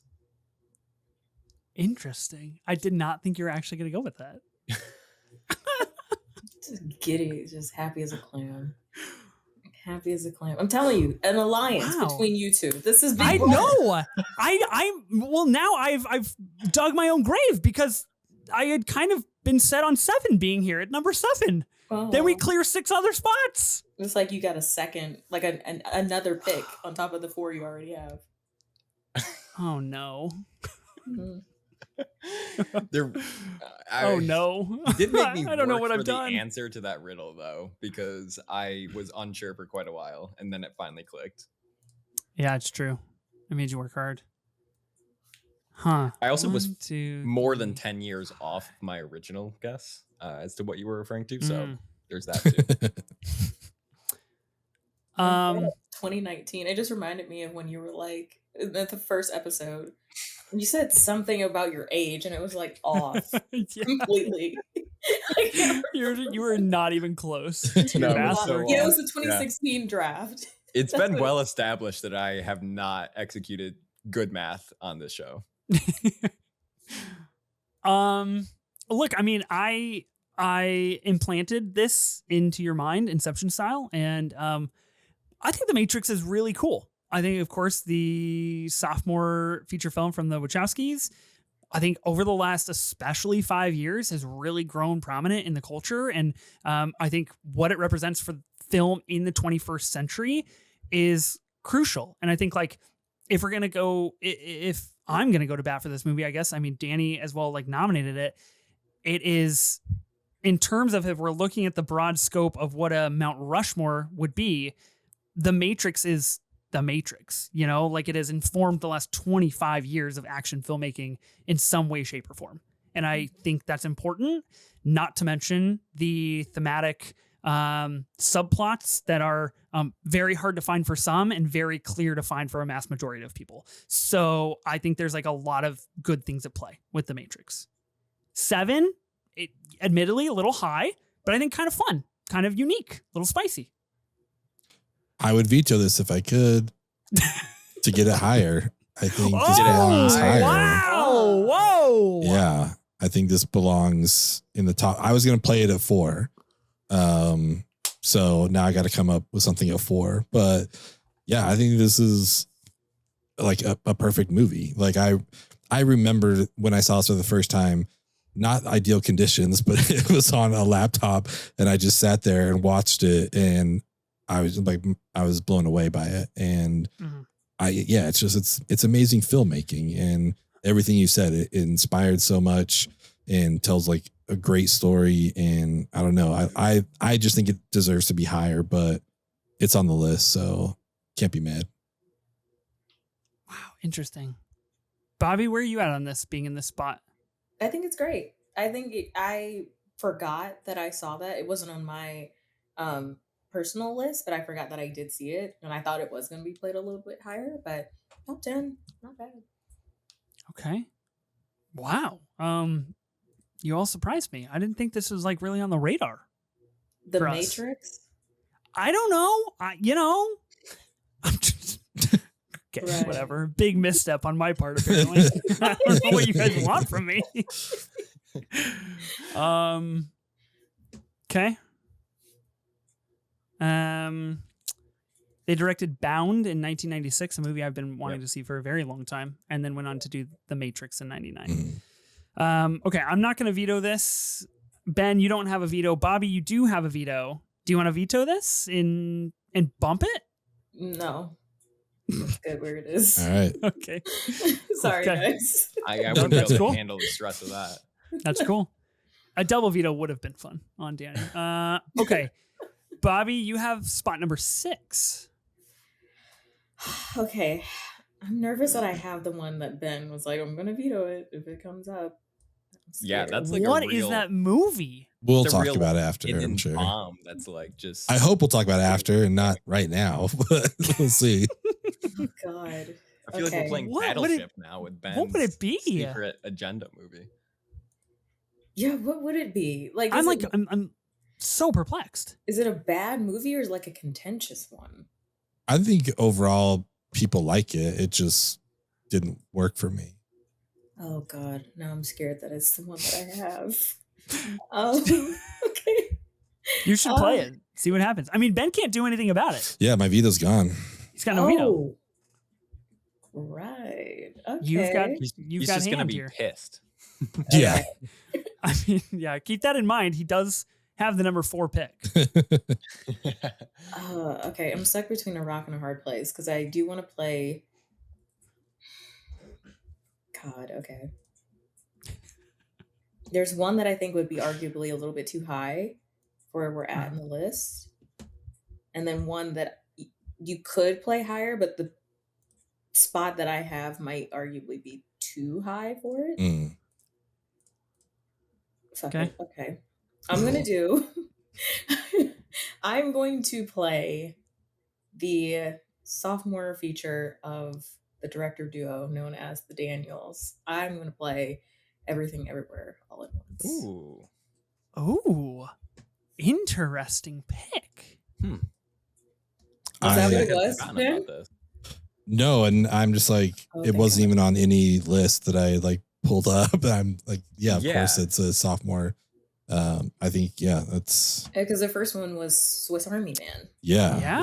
This one's like so obvious of a selection for this criteria, but I just never pegged it on my research. Wow. Hey, pegged it. Good call. I would say shout out to Reddit for that one. I never pegged it. Oh, but yeah. I mean, what is there to say about Everything Everywhere All at Once that hasn't been said? It's one of those movies that I think either really works for you or really doesn't. And it really worked for me. The first time I saw it, I remember making it through the whole movie and not crying, and then being on the 4 train in New York City, coming back to my apartment, and then absolutely sobbing my eyes out on the train. Just because it hit me all at once. But it's a phenomenal movie. I think it was probably my favorite movie of 2022. And it's just something that's really stuck to my bones. And I love it a lot. Please don't veto it, please. Mm-hmm. Yeah, I'm in line with Danny on this one. Like, it's so obvious that I just bypassed it on my short list. Didn't even put it on. Obviously, a movie very important to Ben and I, stemming from its roots with A24, a movie important to this podcast. I feel like we have a lot of overlap in terms of what we like about that film. I think it's interesting that Daniel Scheinert, in between doing Swiss Army Man and Everything Everywhere All at Once, makes a movie called The Death of Dick Long, which is like totally okay, but he is the director and the star of that film, where you can see him kind of trying to forge his take on a lot of this stuff and what the Daniels do together. And I think it's worth a watch just for that alone, if not the hilarious Weekend at Bernie's premise that they just do on a farm that involves a horse. So that's something that happens. I'm not going to veto this movie. I think it makes the top 5 a little tight, but I'm not going to veto it. Yeah, I was worried to play it at 2 because I feel like it would have been much more of a contentious pick. Yeah, for sure. So 6 feels good. 6 feels good. Yeah, I'm with it. I like it. Yippee! I kind of feel like that meme from the studio where it's like I'm sort of single-handedly keeping film alive. And I feel like the Movie Draft podcast is sort of single-handedly retconning a lot of the poison and vitriol that has gone against Everything Everywhere All at Once in the years since it won its many Oscars, because this is now probably the 3rd or 4th episode in a row where we've been like, no, it is really that good. Yeah. And that feels good to realize that truth again. I'm glad this is a safe space because I was worried I was going to be walking into the lion's den of this movie, because I was like, because every 5 to 7 business weeks it comes up on Twitter, people being like, you guys like this movie? Yeah. And so it's just, you never know what you're going to get. Yeah. Wasn't that one of the like more popular Letterboxd reviews? Like, hurry and watch this before film Twitter tells you it's bad. Oh yeah. Which is like very accurate. I think that is like the most liked Letterboxd review for this film. Yeah, I think so. Which tracks. I do think it's something to do with the like oversaturation of award season too, because when a film becomes that like powerhouse, you just constantly, everybody is talking about it just because it's like the spotlight for months on end. And that's sort of a negative side effect, I would say, of award season sometimes, especially when a front runner really establishes itself like that. Well, it was such a little engine that could story, because I think it released at South by Southwest in March, and it was able to like kind of have this groundswell of support all the way until the next year. So it's had like a year-long campaign, and so that was like enough time for people to love it and enough time for people to really, really hate it. Yeah, I think also notably kind of one of the very first instances of A24 doing their monstrously slow market city by market city rollout, in which it saw New York, LA, then it saw Chicago the weekend after, then it saw Portland, Philly, a handful of other cities the weekend after, then it went nationwide 4 weeks later. Like, it was a monstrously slow rollout because I think they realized what they had soon after its debut at South by. 31,669 likes. Watch it and have fun before film Twitter tells you it's overrated. I think that is I think that's fair. They keep on trying to tell you, and I keep on saying, no, guys. They do. Yeah. Okay. So Everything Everywhere All at Once at number 5 was not on my list. This is interesting. Now we got 6. Oh, sorry. At number 6, I have number 5 now. Excuse me. Now we're in the top 5, right? Yeah. Okay. Yep. I'm the only person with 2 picks left. That feels pretty cool. What do we think? There's 1, 2, 3, 4, 5 movies that I have bolded. One of them, I feel like you give or take, if you need to. What if I was just, I'm not playing this, but what if I was just like Harry Potter and the Order of the Phoenix, David Yates? Put it at 5. You know? I would kick you off of this. Done. Okay, good to know that won't be happening. What do I want to use my pick on? I guess I feel like we bypassed the 7 slot, and I think this is a fair. Okay, hold on. I need to strategize for a second. Ben, Danny, Bobby, you all have 1 pick. There's one movie in particular. I don't know if I can count on any of you to play. Okay. Ouch. Well, I mean, no offense. I just have to do what's best for me. Fuck us. Okay. Number 1, are we as a collaborative unit, Are we thinking the same thing for number one? Because I want to take your input. I don't want to dominate that space. I've got something in mind that's written at number one on my list for sure. Yeah. Okay. I'll say it's in that territory of question marks that have arisen prior. Question marks that have arisen prior.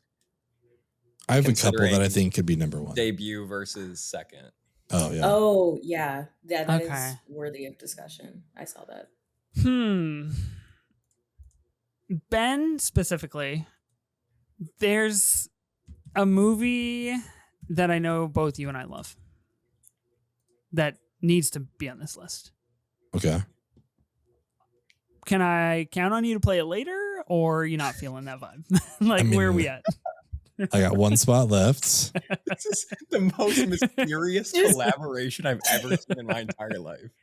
I don't know if I know what you're talking about, so I would not count on me. Really? Yeah. These riddles, Ethan. I feel like that scene in Prisoners, where it's just like, no more riddles, fucking tell me. To Bobby and Ben, he's going to give the most cryptic possible solution. Yeah. And to me, he's like, hey, pick this one. He's like, yes, this is the movie you want. Okay. You guys have kind of talked me into this thinking of if you don't play it, it might not make the list. So in that vein, at number 5, which I personally believe to be too low, but in the essence of getting it on the board, I will be playing PTA's Boogie Nights. Oof. 1997, his follow-up to Hard 8, a movie that, from what I know, I haven't seen it, but from what I know is essentially Boogie Nights Light, and he really kind of ends up getting the check and the space and the production value to make Boogie Nights, the 156-minute movie about how we all are given one special talent, and sometimes that talent can really put us in high places, and other times can really suck your soul out of your body in many more ways than one. So I'm going to be putting Boogie Nights put it on the back here. of the DVD. That was great. No, thank you very much. Yeah, I just trying to do my part for the movie marketing business over here. Ethan, I will say this was my number 3 play. Oh, interesting. Take that. Oh, interesting. Okay. I would much rather have it at number 3.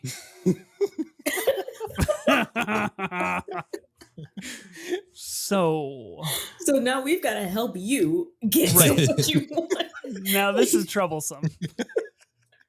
There's only 2.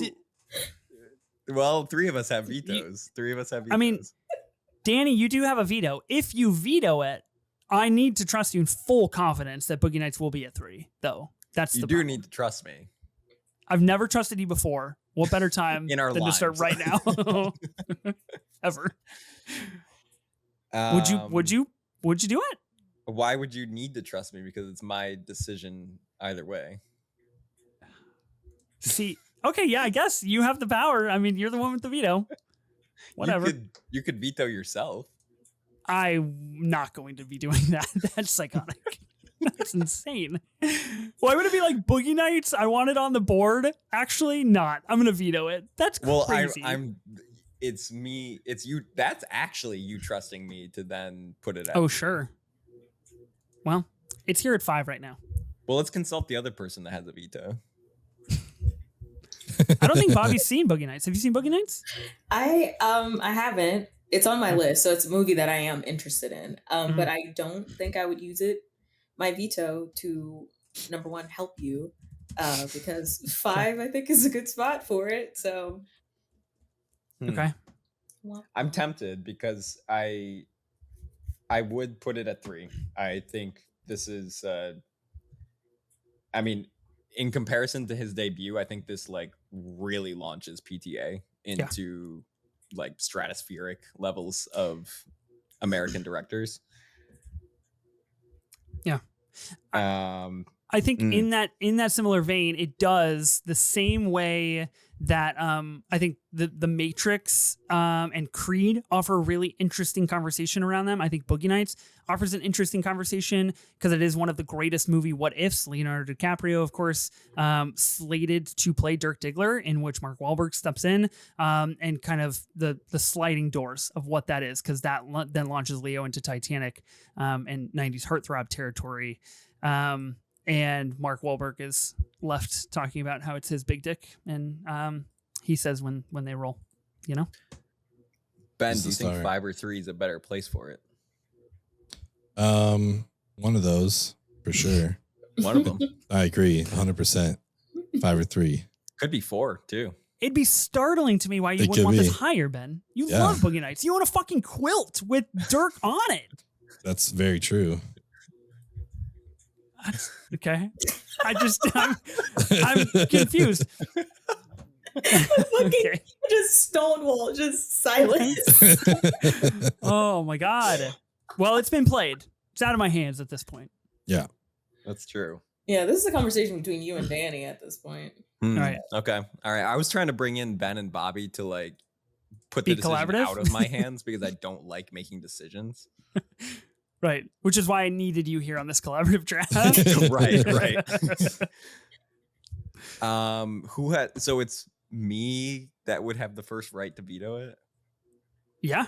You got spun first on the spinner. Yeah, so it's kind of you or no one. Just want to let you know what the stakes are. Yeah. We're playing with real money. Let's do a quick recap here. Yeah. just for everyone at home, it is either Danny or it stays at 5. I'm gonna veto it. Whoa. Okay. I'm gonna veto it because wow. I think 3 is a perfect spot for it, and I know that you only have trust to place in me that I will follow through, but okay. Whoa. Okay. I guess I wasn't ready for that to actually happen. My eyes are glossing over a little bit. I'm experiencing some form of disassociation here. Okay. With that in mind, I do think 5 is a really good spot for it. So I think I might veto override and keep it here at 5. Oh, it's been done! Shit. I think I might need to. Wow. Wow. That is exciting. It is exciting. You're not wrong, Ethan. That was it's fantastic. I think top 5 is great for it. I really do. Like you said, I have that blanket. Love this movie. Wow.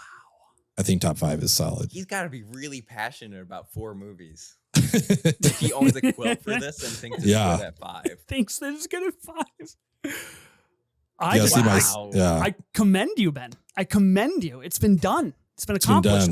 I don't know the last time a veto override was played on this draft. Now we do. Wow. Right now. Yeah. Incredible. I just distinctly appreciate how long it took you to make that decision. You waited and waited and waited, and here we are. Yeah, I knew once you said a movie, the turn was over. Right. So I had to cut you off. I was close. I was going as long as I could, but yeah. Okay.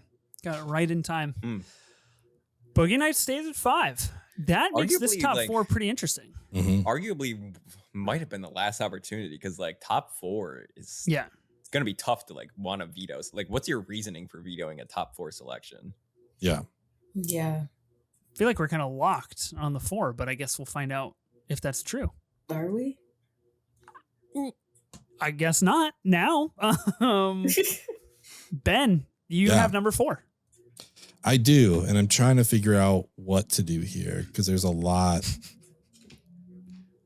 riding on this stuff, these top 4. There are 2 that I think should be the top 2, and I kind of feel like it's out of my hands to play, but I also know like sometimes if you don't play it, it may not get played. You know what I mean? But these feel like consensus picks, so we still have that 70s one looming around. Yeah. As has been previously alluded to. In the waters, swimming around, just waiting for us. Circling the waters. So I'm trying to figure out what the best pick is here. and I don't think. Yeah. Sorry, I'm really torn here on what to do. There's so many options. You had so much power with the override, and now you're brought back down to earth. See what I did there, guys? There's a movie. Might not take place on Earth. We could be talking about. What if there is one where someone gets brought back to Earth by saying his name 3 times? What if we did Beetlejuice here at number 4? Oh, that's fun. I think like that. I love this. I think this would be a fun pick here. I think I'm going to play it here at 4. Okay. I know it's probably not what people want or whatever, but to me, this is Tim Burton. You know what I mean? Like when I think about him, this is what I think about. Amazing Michael Keaton. Like the production design, just everything about this is so fun. And I don't know. I just think I want to have some fun here in the top 4 and not maybe all like super serious stuff. Mm-hmm. And yeah, I don't know. I think Beetlejuice would be a fun pick. I think this is a really fun pick. I admire it. It's not a better movie than Boogie Nights, but that's okay. No. I think you've established that. Like we're going the fun route. I love this. I think this is great. Yeah. Yeah. No, cool. I love Beetlejuice. I actually watched it for the first time, like before Beetlejuice. So like not that long ago, and just pretty much fell in love with it. It's fantastic. Nice. Yeah, I love it. Yeah. Very good movie. Noting So the 2 B movies in a row. Right. I was just about to say that as well. Little close on that one. I think interesting. Tim Burton, of course, one of those directors that kind of really had a great late 80s and 90s, and then proceeded to not make anything good for 20 years, essentially. I'm a pretty stark supporter of Sweeney Todd, The Demon Barber of Fleet Street, but I know the hive is small for that one. Yeah. Rumored that he will be directing an animated feature film coming up in the next couple of years, which is really exciting. Cool. Wow. This is really interesting. Was not on my short list. Okay. Danny, you've got 3. Bobby, you have 2. I've got number 1. Okay. Well, by my accounting methods, there's a powerhouse that's not going to get on this list, which I think is actually pretty cool because your accounting methods of what? 4 minus 3? I am not a mathematician. I've made that very clear already on this episode. So that's in the wheelhouse. Simple addition and subtraction. Yeah. In the wheelhouse. I mean, that is accounting. It's accounting. I didn't even need an Excel spreadsheet for it. It's one hand. It's impressive. Yeah. I really don't know what everyone else's picks are.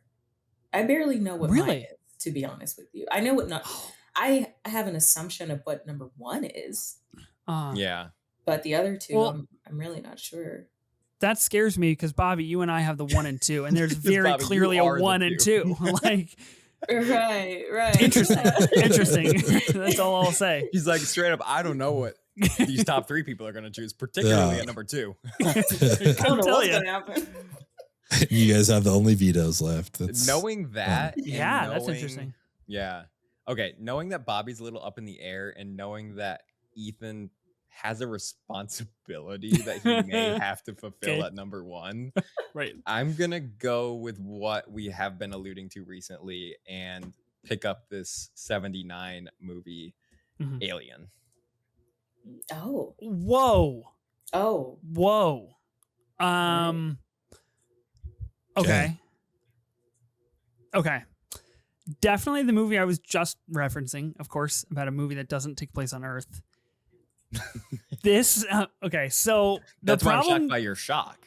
The problem that we've entered here is there are 2 movies that need to be 1 and 2. Bobby very clearly doesn't understand that. So I feel like we've just set ourselves up for failure with this, and it was kind of your responsibility to play one of those 1 and 2s to like give us a little padding on number 2 here, but that's okay. I'm not about to pick a terrible movie, Ethan. I trust that you won't pick a terrible movie, but Your lack of confidence is scaring me a little bit. Well, That's why I've held on to my veto this whole time, because I'm like, maybe I have to use it on Bobby at number 2. Oh my God. See, when I Wow. said we should have maybe just laid everything out on the table. Remember when I said that? that might have You been a did. good idea. It Yeah. might have been a good idea. Definitely an idea that's floated out on collaborative drafts every single time and never occurs. We did do it on the 90s one when we got to the top 4. That's true, actually. We were pretty in alignment on that 90s top 4, which strikingly might feature 2 of the movies that are going to end up being on this list. Oh, yeah. I know which one it is. There we go. We've done it. The riddle's been solved. Shut up. Okay, so we're Definitely all good. unsolved for me. We're all good with Alien. I mean, I don't have a say, so Right. it's up to you and Bobby to veto it if you think something else belongs there. I mean, what we're talking about No. veto wise here is whether it's at 3 or 2. And I'm not Oh. sure that Really? That's what we're talking about. Huh. I kind of feel like it's 3 or maybe not on the list. 3 or but I don't none. know. Yeah. I don't know if it goes well, higher. it has to. It's gotta be 3. Does it? Huh. I mean, Wow. Bobby, you do have the right of first refusal here for your veto. I think, Alien, indispensable when it comes to, again, like what it's done for the genre, what it's done for the last 55, 56 years of filmmaking. Obviously launches Ridley Scott, launches a massive Alien IP. I mean, we're getting Alien Earth here next month on Hulu. Like, things are still being made in the Alien universe. We just got Alien Romulus, 14 months ago. So Alien is perfect. Like, it is Alien, but I don't know if it should be here. Wow. Fascinating. I'm not going to veto it. So Bobby's it's kind thinking of on about Bobby it. on this one. Bobby's definitely thinking about it. I I know. am thinking about it because here's the best case scenario for me. I veto it. I veto it. I tell you what I wanted my number 2 to be. You put that at 3. We play something else at 2, and then number 1. So what I just heard is I'm going to veto it and everybody's going to do exactly what I want. That's literally what I just I don't heard. want to fucking hear it. You've been doing that this entire time, so I don't want to hear it. I like a thought experiment. I'd love to hear Bobby out. Thank you. Wow. So, God. But you have not officially vetoed it yet, right? We're just theorizing here. This is blue sky. I'm just Okay, thinking. Okay. I'm just thinking if I like to think. I was thinking about putting up a certain movie that came out in the year 2000, would we maybe be okay with playing that at 3 and putting something else at 2 and then having 1 and 2 be whatever the fuck it is that you want it to be? Year 2000. Yes. I have one thing on my list. I don't know what that is. Well, I have 2 from 2000. One, I Yeah. would be really surprised if it was, so I'm leaning toward the other one, but it also sort of surprises me, so I may be off the scent. It is a very features a lot of 80s music. I'll say that. Huh. I don't know what this movie is. Even though I Well- just said huh at the same time. Fascinating. I feel like I'm giving you some real softballs here. Yeah. I'm so we're- bad with soundtracks, particularly that Yeah. Well, this is not even soundtrack. This is like diegetically a very important part of the movie. I think I'm on the scent. I think it is the one that I have on my list. I'm not upset about this idea. I'll say that much. Even would veto me, I think. If it's the movie that I just pulled up, I'd probably veto you. Just because you don't like me, that's fine. It has nothing to do with you. It's just everything about your taste in films. Which is me. Anyways, the problem is the other films that I have. One I know will absolutely get played, the others, I don't know. Like, they'll get vetoed regardless. It's just which one do I want to put up to veto? It's always a good situation to find yourself in. Yeah. So let me get this straight. The plan that you're theorizing is for you to veto my pick, me to then in turn put up what you want, and then you to also get what you want. Exactly. No. Do you see the flawed logic?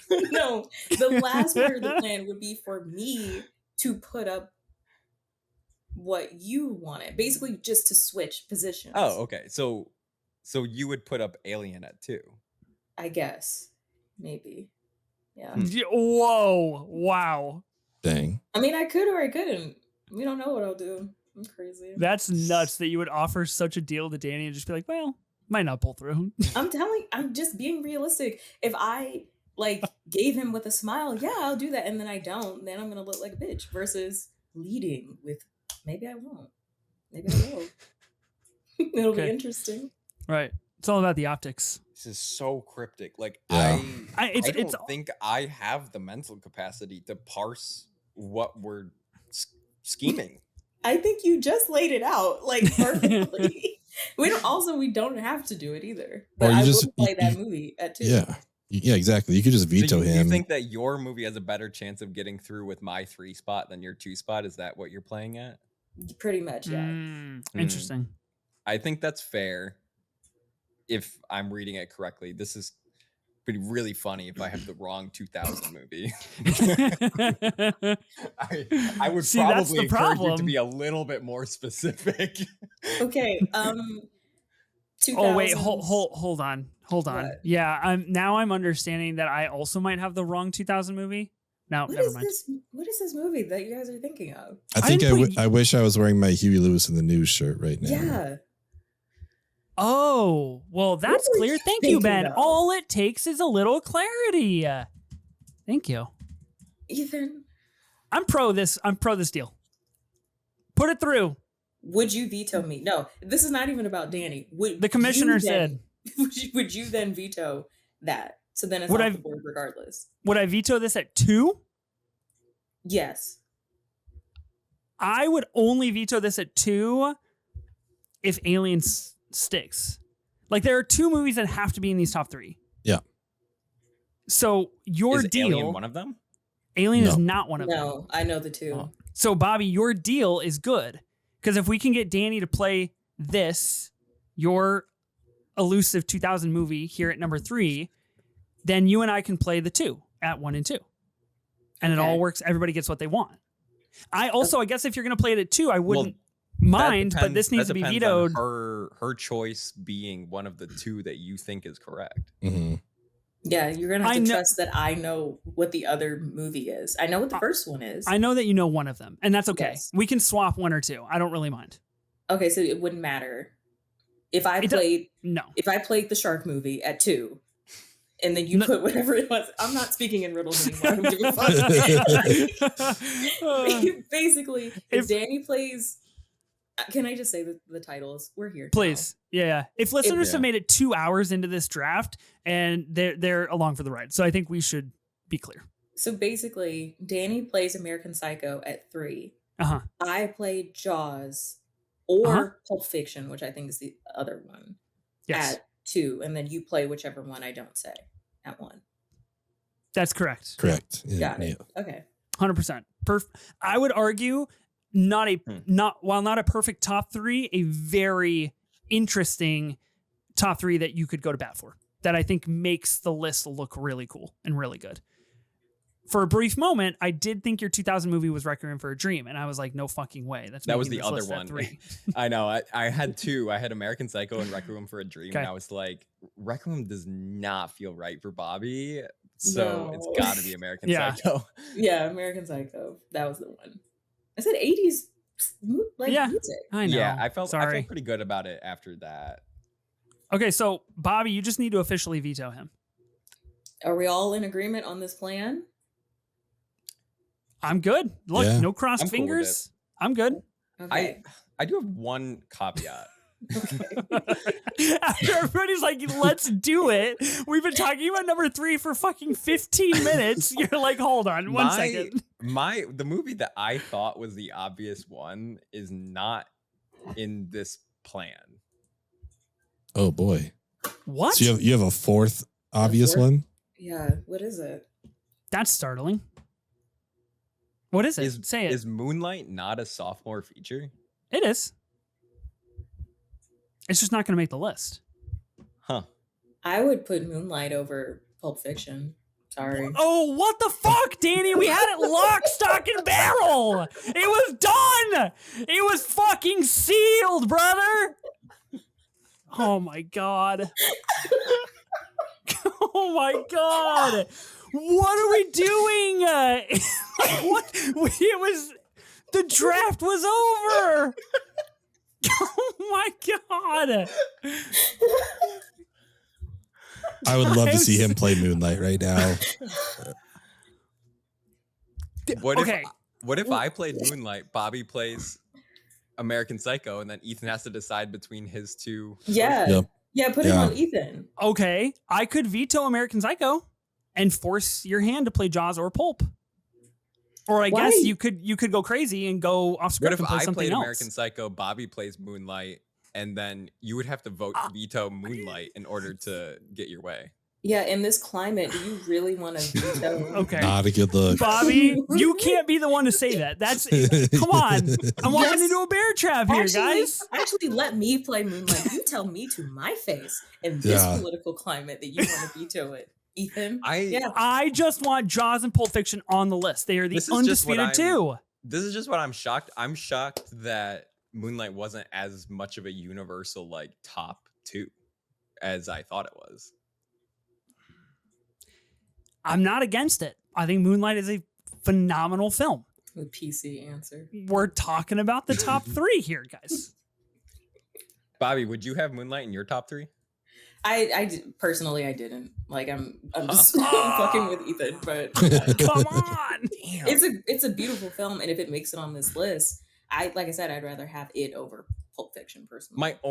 My only hesitation with Moonlight, even though I think it absolutely deserves in quality to be a top of this list movie, is that we have been sort of weighing like trajectory of director career, and there's not a whole lot to say for Barry Jenkins post Moonlight. Yeah. Yeah, you guys want to talk about Mufasa real quick? See how much that's done for the movie community? I mean, frankly, all of this could have been avoided if Ben didn't play Beetlejuice and instead we played Moonlight at 4. Then we'd have none of these problems. No offense. Put it on me. Well, shoulda, coulda, woulda. I will say, Ethan, if you try, Beale Street Could Talk is great. All right, if you try to veto American Psycho, that would then knock down a woman on this list, and we only got one so far. What did Mary Herron do? I was gonna say, we're talking about trajectory after these movies. But you've got to think about, how does the industry treat women directors versus men? That's true. It's true. So what is happening right now is that a white cis heterosexual podcast host of a movie podcast has been led to a dark corner in which he is forced to veto Moonlight or American Psycho. Yeah, these are my choices. Yeah, you're the victim, cis white podcast guy. Yeah, life is difficult. Well, this was my accounting, is that there's one more movie that can fit here. Okay. I think we got to make a choice, guys. We got to move forward. Bobby still has to decide. Like, it's still in Bobby's court, right? I was about to veto, and then you brought up Moonlight. I mean, That's either true. way, everyone is trusting me to say either Moonlight or Pulp Fiction, and I haven't decided what I'm going to say yet. Or Jaws, yeah, and make Ethan decide. Yeah, but I will veto. What is the Alien? Alien? What is the movie we're even We've talked about so many things. Okay, we've talked about so many things, but I will veto Alien. So we're talking for potential top 3. We have circled Alien, Pulp Fiction, Jaws, American Psycho, and Moonlight. Now, Danny, if you do enact on that counting one more time, that's 5 movies for 3 spots. Correct. Yeah. Okay, good. Many, Just wanted to still. make sure we got Still there too together. many. That's a little greater Still than too sign. many. It's one of those guys. One of those guys. Okay. You gotta. All right. You gotta pick a movie to put at 3. Alien's been vetoed. Bobby, you want me to play American Psycho? As per the deal, yeah. Danny. Go for it. Go with God, Danny. See what happens. Please don't do this, Danny. Please don't do this. I'm so Jaws. tempted to play Moonlight because Just- otherwise it's not getting on the list. Just do it. I've got a veto. Anything could happen. I'm being collaborative and I trust Bobby. American Psycho. Wow. Thank you. I thought you were gonna go full deranged and play Moonlight, and that would have been really fun. For who? Just anybody, really. Okay, so American Psycho gets played at 3. I think, of course, you do have the Mary Herron of everything of like, what does the legacy mean if we're doing Mount Rushmore things? But American Psycho, very much in the vein of The Matrix, comes out in 2000, kind of identifies what these types of movies can be, what Christian Bale can do, and really sees him forward in that path. A great New York movie. I think a good Jared Leto performance. I think there's great things here in American Psycho. Probably one of the, from my understanding, I haven't read the book, but like one of the better adapted movies that took some liberties, but like made it good, kind of a thing. I don't know, I could be wrong. The book is crazy. So yeah. Oh, okay. Yeah, it makes read the book. It's very violent. The book is Amazing. Okay, so Bobby, you have number 2. I do. A lot of pressure.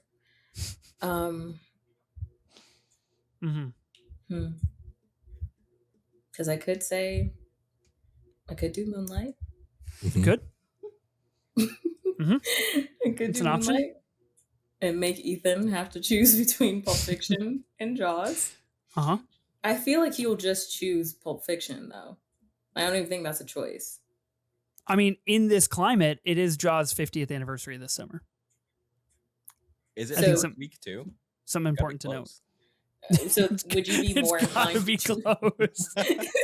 What the fuck is Shark Week? What does that mean? I know it's a summer thing. Shark Week, it's gotta be close. mark it on the You're not far calendar? off. It's You're not far off. begin on Sunday, July 20th. This podcast notably does release Shark Week. Yeah. How bad would that look, Bobby, if we didn't have Jaws on Shark Week, you know? Yeah, Ethan, how bad would it look if I put that ball in your court and you choose Pulp Fiction my. over Jaws and I choose Moonlight? That would look terrible for you. It'd be tough. I just have to figure out what I want to win out here. My love of Steven Spielberg and Jaws, or me wanting Ethan to look kind of bad and have to decide between those 2 movies. Second choice. I've suffered enough at the stake of animation. Okay, cut me some slack here. You know? Suffered at the stake of animation. Don't piss me off, actually. I am having to rehab my image in real time. Every time that I watch an animated feature, Brian Sudfield, great friend of the pod, indubitably texts our big TIFF group that we have and says, "Red alert, Ethan watched an animation feature film." So this is the narrative you've created, Bobby. Yeah, and I'll create another one. I don't care. Like, I love to create narratives for No! you. Too many. Okay. I do want Moonlight to be on the list. That's a problem. I think Moonlight would be really cool on this list. I think if that's what we're going for, we have a lot of great picks that are differentiating. I think Moonlight is one of those picks. You could just veto me. I just thought about that. And then make me say... I mean, do I really want to veto you, though? Because you're already... If he vetoes Moonlight, Bobby could say whatever she wants. Exactly. That's what I'm getting at here. I'm already on thin ice with you. If I veto Moonlight, you could literally throw up Snatch. You could play John Wick Chapter 2. Who the fuck knows? Like, anything's possible here. I will say my other choices are not bad. They would be good plays still. They just wouldn't be Pulp Fiction or Jaws. I think go play Moonlight. That's what I say. Okay. What does that mean? Does that mean you played Moonlight or not? Yeah, I'll play Moonlight. Nice. Okay. Moonlight at number 2. So we've got 2 directors in a row who essentially went on to make not very good things, if anything. It feels So like that's the fuck important. is great. I'm going to reiterate that. Yeah, a woman and a man of color struggling in Hollywood. Wonder why. Wonder why. Moonlight, regarded as one of A24's best, obviously infamously wins Best Picture over La La Land. The correct choice for that year, of course. I think it's important to note. A perfect movie that is told in a triumvirate of narratives of discovering yourself and your relationships at 3 starkly different stages in your life, and the impact that relationships have on that. I think Moonlight here is really cool. I'm not going to veto it, no matter how bad people want me to. I do have the ability. I am far too fearful of you, Bobby, and what you might get up to. What do you think I would do? What do you think I would do?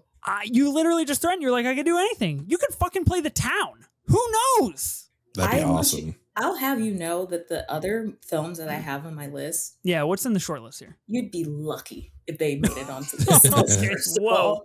Do you want me to, for real? Do you want me to tell you what the other options are? I kind of like the mystery that like he would be lucky. He would be lucky to hear what they even are.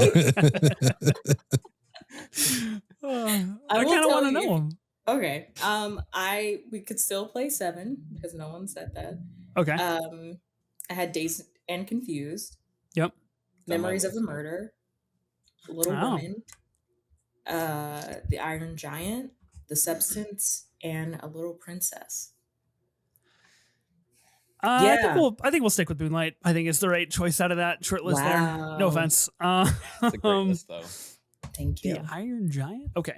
That's the one you call out of all the ones that I said? Yeah, because it's animated. As soon as I said it, I was like, I shouldn't have said it. It's the mic in front of me. I can't not say what's in my head.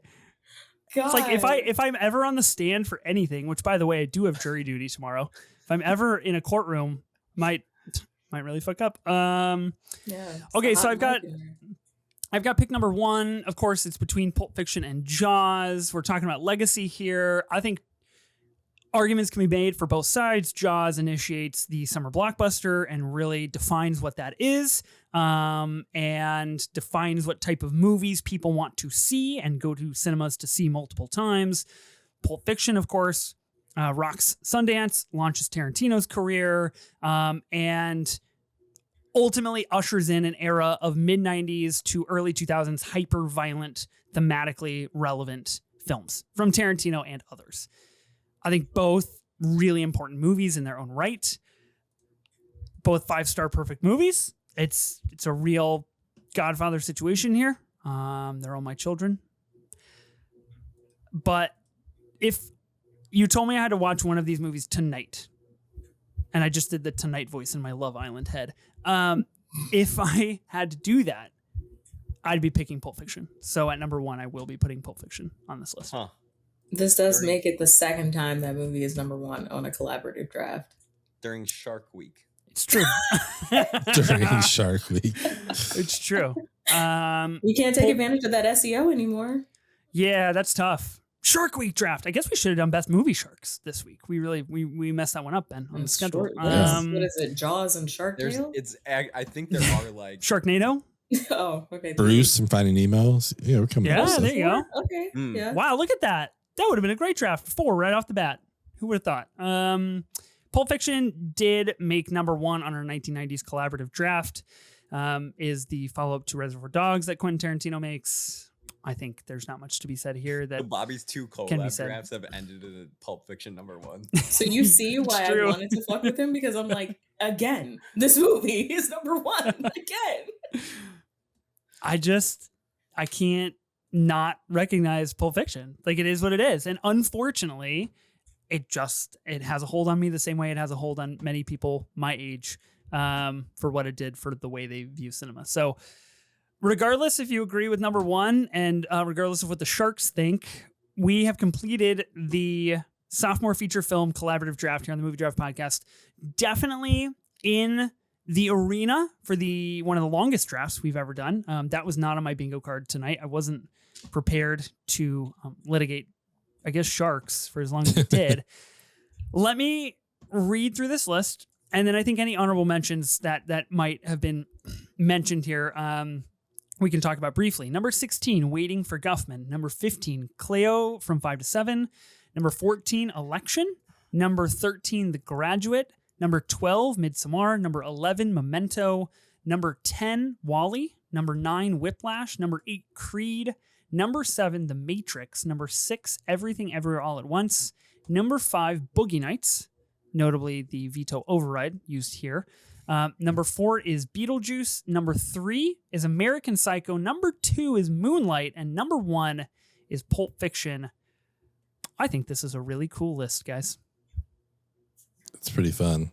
I think it's pretty sweet. You guys feel good about what we've accomplished here? Yeah. Yeah. Okay. I think so. You guys do not seem like you feel good about it. I'm just mentally taxed. I've been doing so much math tonight. So much math, so much thinking. Any honorable mentions that you guys want to talk about? I know Jaws, of course, was up for one of these spots, did not make the list. Is there anything you guys want to shout? Broadcast News, Lost in Translation. Broadcast News is the movie I was referencing really early in the draft. Actually, in the seven, I think in the 7th spot or the 9th spot, where I was like, 70s movie could be fun here. That was Broadcast. When you said fun, and I was like, okay, let me Google fun. Yeah, movies about desperate love. Yes. Okay. Lost in Translation, Top Gun, and the one I was talking about that I was going to veto was The Lighthouse. I didn't know if that was going to come up or not. Interesting. I totally forgot about that. Yeah, me too. Okay. It was on my long list. Danny, did you have any you wanted to give a shout for? Yeah, Little Women was mentioned right off the end there with Bobby. I think that's a great one. Shame from Steve McQueen. Yeah. Obviously Alien, that was one I put up that did not make it. Annihilation, Alex Garland, I quite love. Oh, Titan. Yeah, I was really curious that you didn't mention this. I really thought about it. I almost played it in that 11 spot, but I got too nervous. I got maybe a little nervy with Memento and played it a little early, but I think that a lower rung spot for that would have been great. Yeah. I think those are all my major ones. Train Spotting, I considered. Okay. Yeah. Bobby, what about you? I know you mentioned a couple. Yeah. 7, David Fincher, Dazed and Confused, Richard Linklater, Memories of a Murder, Bong Joon-ho, really good movie. Little Women, Greta Gerwig. A fun one that I would have played much, much, much, much lower if I had like the last pick was Elf, Jon Favreau. Interesting. That would have been cool. Yeah. The Iron Giant, Brad Bird. The Substance, Coralie Farjah. And A Little Princess, Alfonso Cuarón. Interesting. Okay. Maybe I didn't do my research correctly, but I had The Incredibles for Brad Bird. Did I get that wrong? Yeah. Yeah. Really? What did he direct before? I think The Iron Giant was his directorial debut. I'm looking at his IMDb. I see The Iron Giant in 99 and The Incredibles in 2004. Didn't he do something in between those? He did a TV series, Bart Simpson music video, and then he directed 2 episodes of The Simpsons, and then he does The Iron Giant. It says... That's what I'm seeing. Well, maybe. Just actually, okay, no, you're right. Okay, worth a shout. I had The Incredibles on my short list. That's why I mentioned that. I was a little surprised that Bobby, you especially didn't mention, but I guess The Iron Giant was kind of in that place. Alien, 7, Jaws, The Terminator, James Cameron, Titan, Lost in Translation. I threw out The Town earlier. That would have been a fun, 15 for Ben Affleck. I think would have been kind of cool. Greta Gerwig's Little Women. We talked about Requiem for a Dream briefly, Darren Aronofsky. The Lighthouse. Adaptation, Spike Jonze, not mentioned here. Jordan Peele's Us. Edgar Wright's Shaun of the Dead. Snatch by Guy Ritchie. I'm not a Guy Ritchie fan, but that is something I considered. John Wick Chapter 2 by Chad Stahelski. I mentioned Harry Potter and the Order of the Phoenix. I like that movie. I wouldn't have played it, but I liked it. And I was never seriously considering this movie, but I think it would have been a really fascinating play low, which is why I wanted the 16 or the 15 Materialists from Celine's Song from this year. I think would have been fascinating to put kind of on this board. Of course, a movie that is not even 2 months old, so perhaps not the right movie, but nonetheless, I think it would have been cool. Okay, we did it. About 2.5 hours later, and it feels really good. And I think our friendship is stronger now than it ever has been. All the four of us, which is really something Indeed. Special. I met Ben 2.5 hours ago, so yeah, I think right. I was going to mention this is your first time potting together. Stronger than at the beginning, for sure. Yeah, that's true. Yeah, we have matching tattoos, so that's great. You actually do. That's the thing. Yeah, in case listeners don't know, you actually really do. Yeah. You did not get them on this episode. A massive thank you to Danny, to Bobby for joining us for this draft. Danny, if people want to find more of you, where can they find you at? Yes, you can find me hosting the Rolling Tape podcast pretty much daily at this point. You can also subscribe to us on Patreon for as little as $1 a month for a ton of exclusive behind the scenes bonus content as well.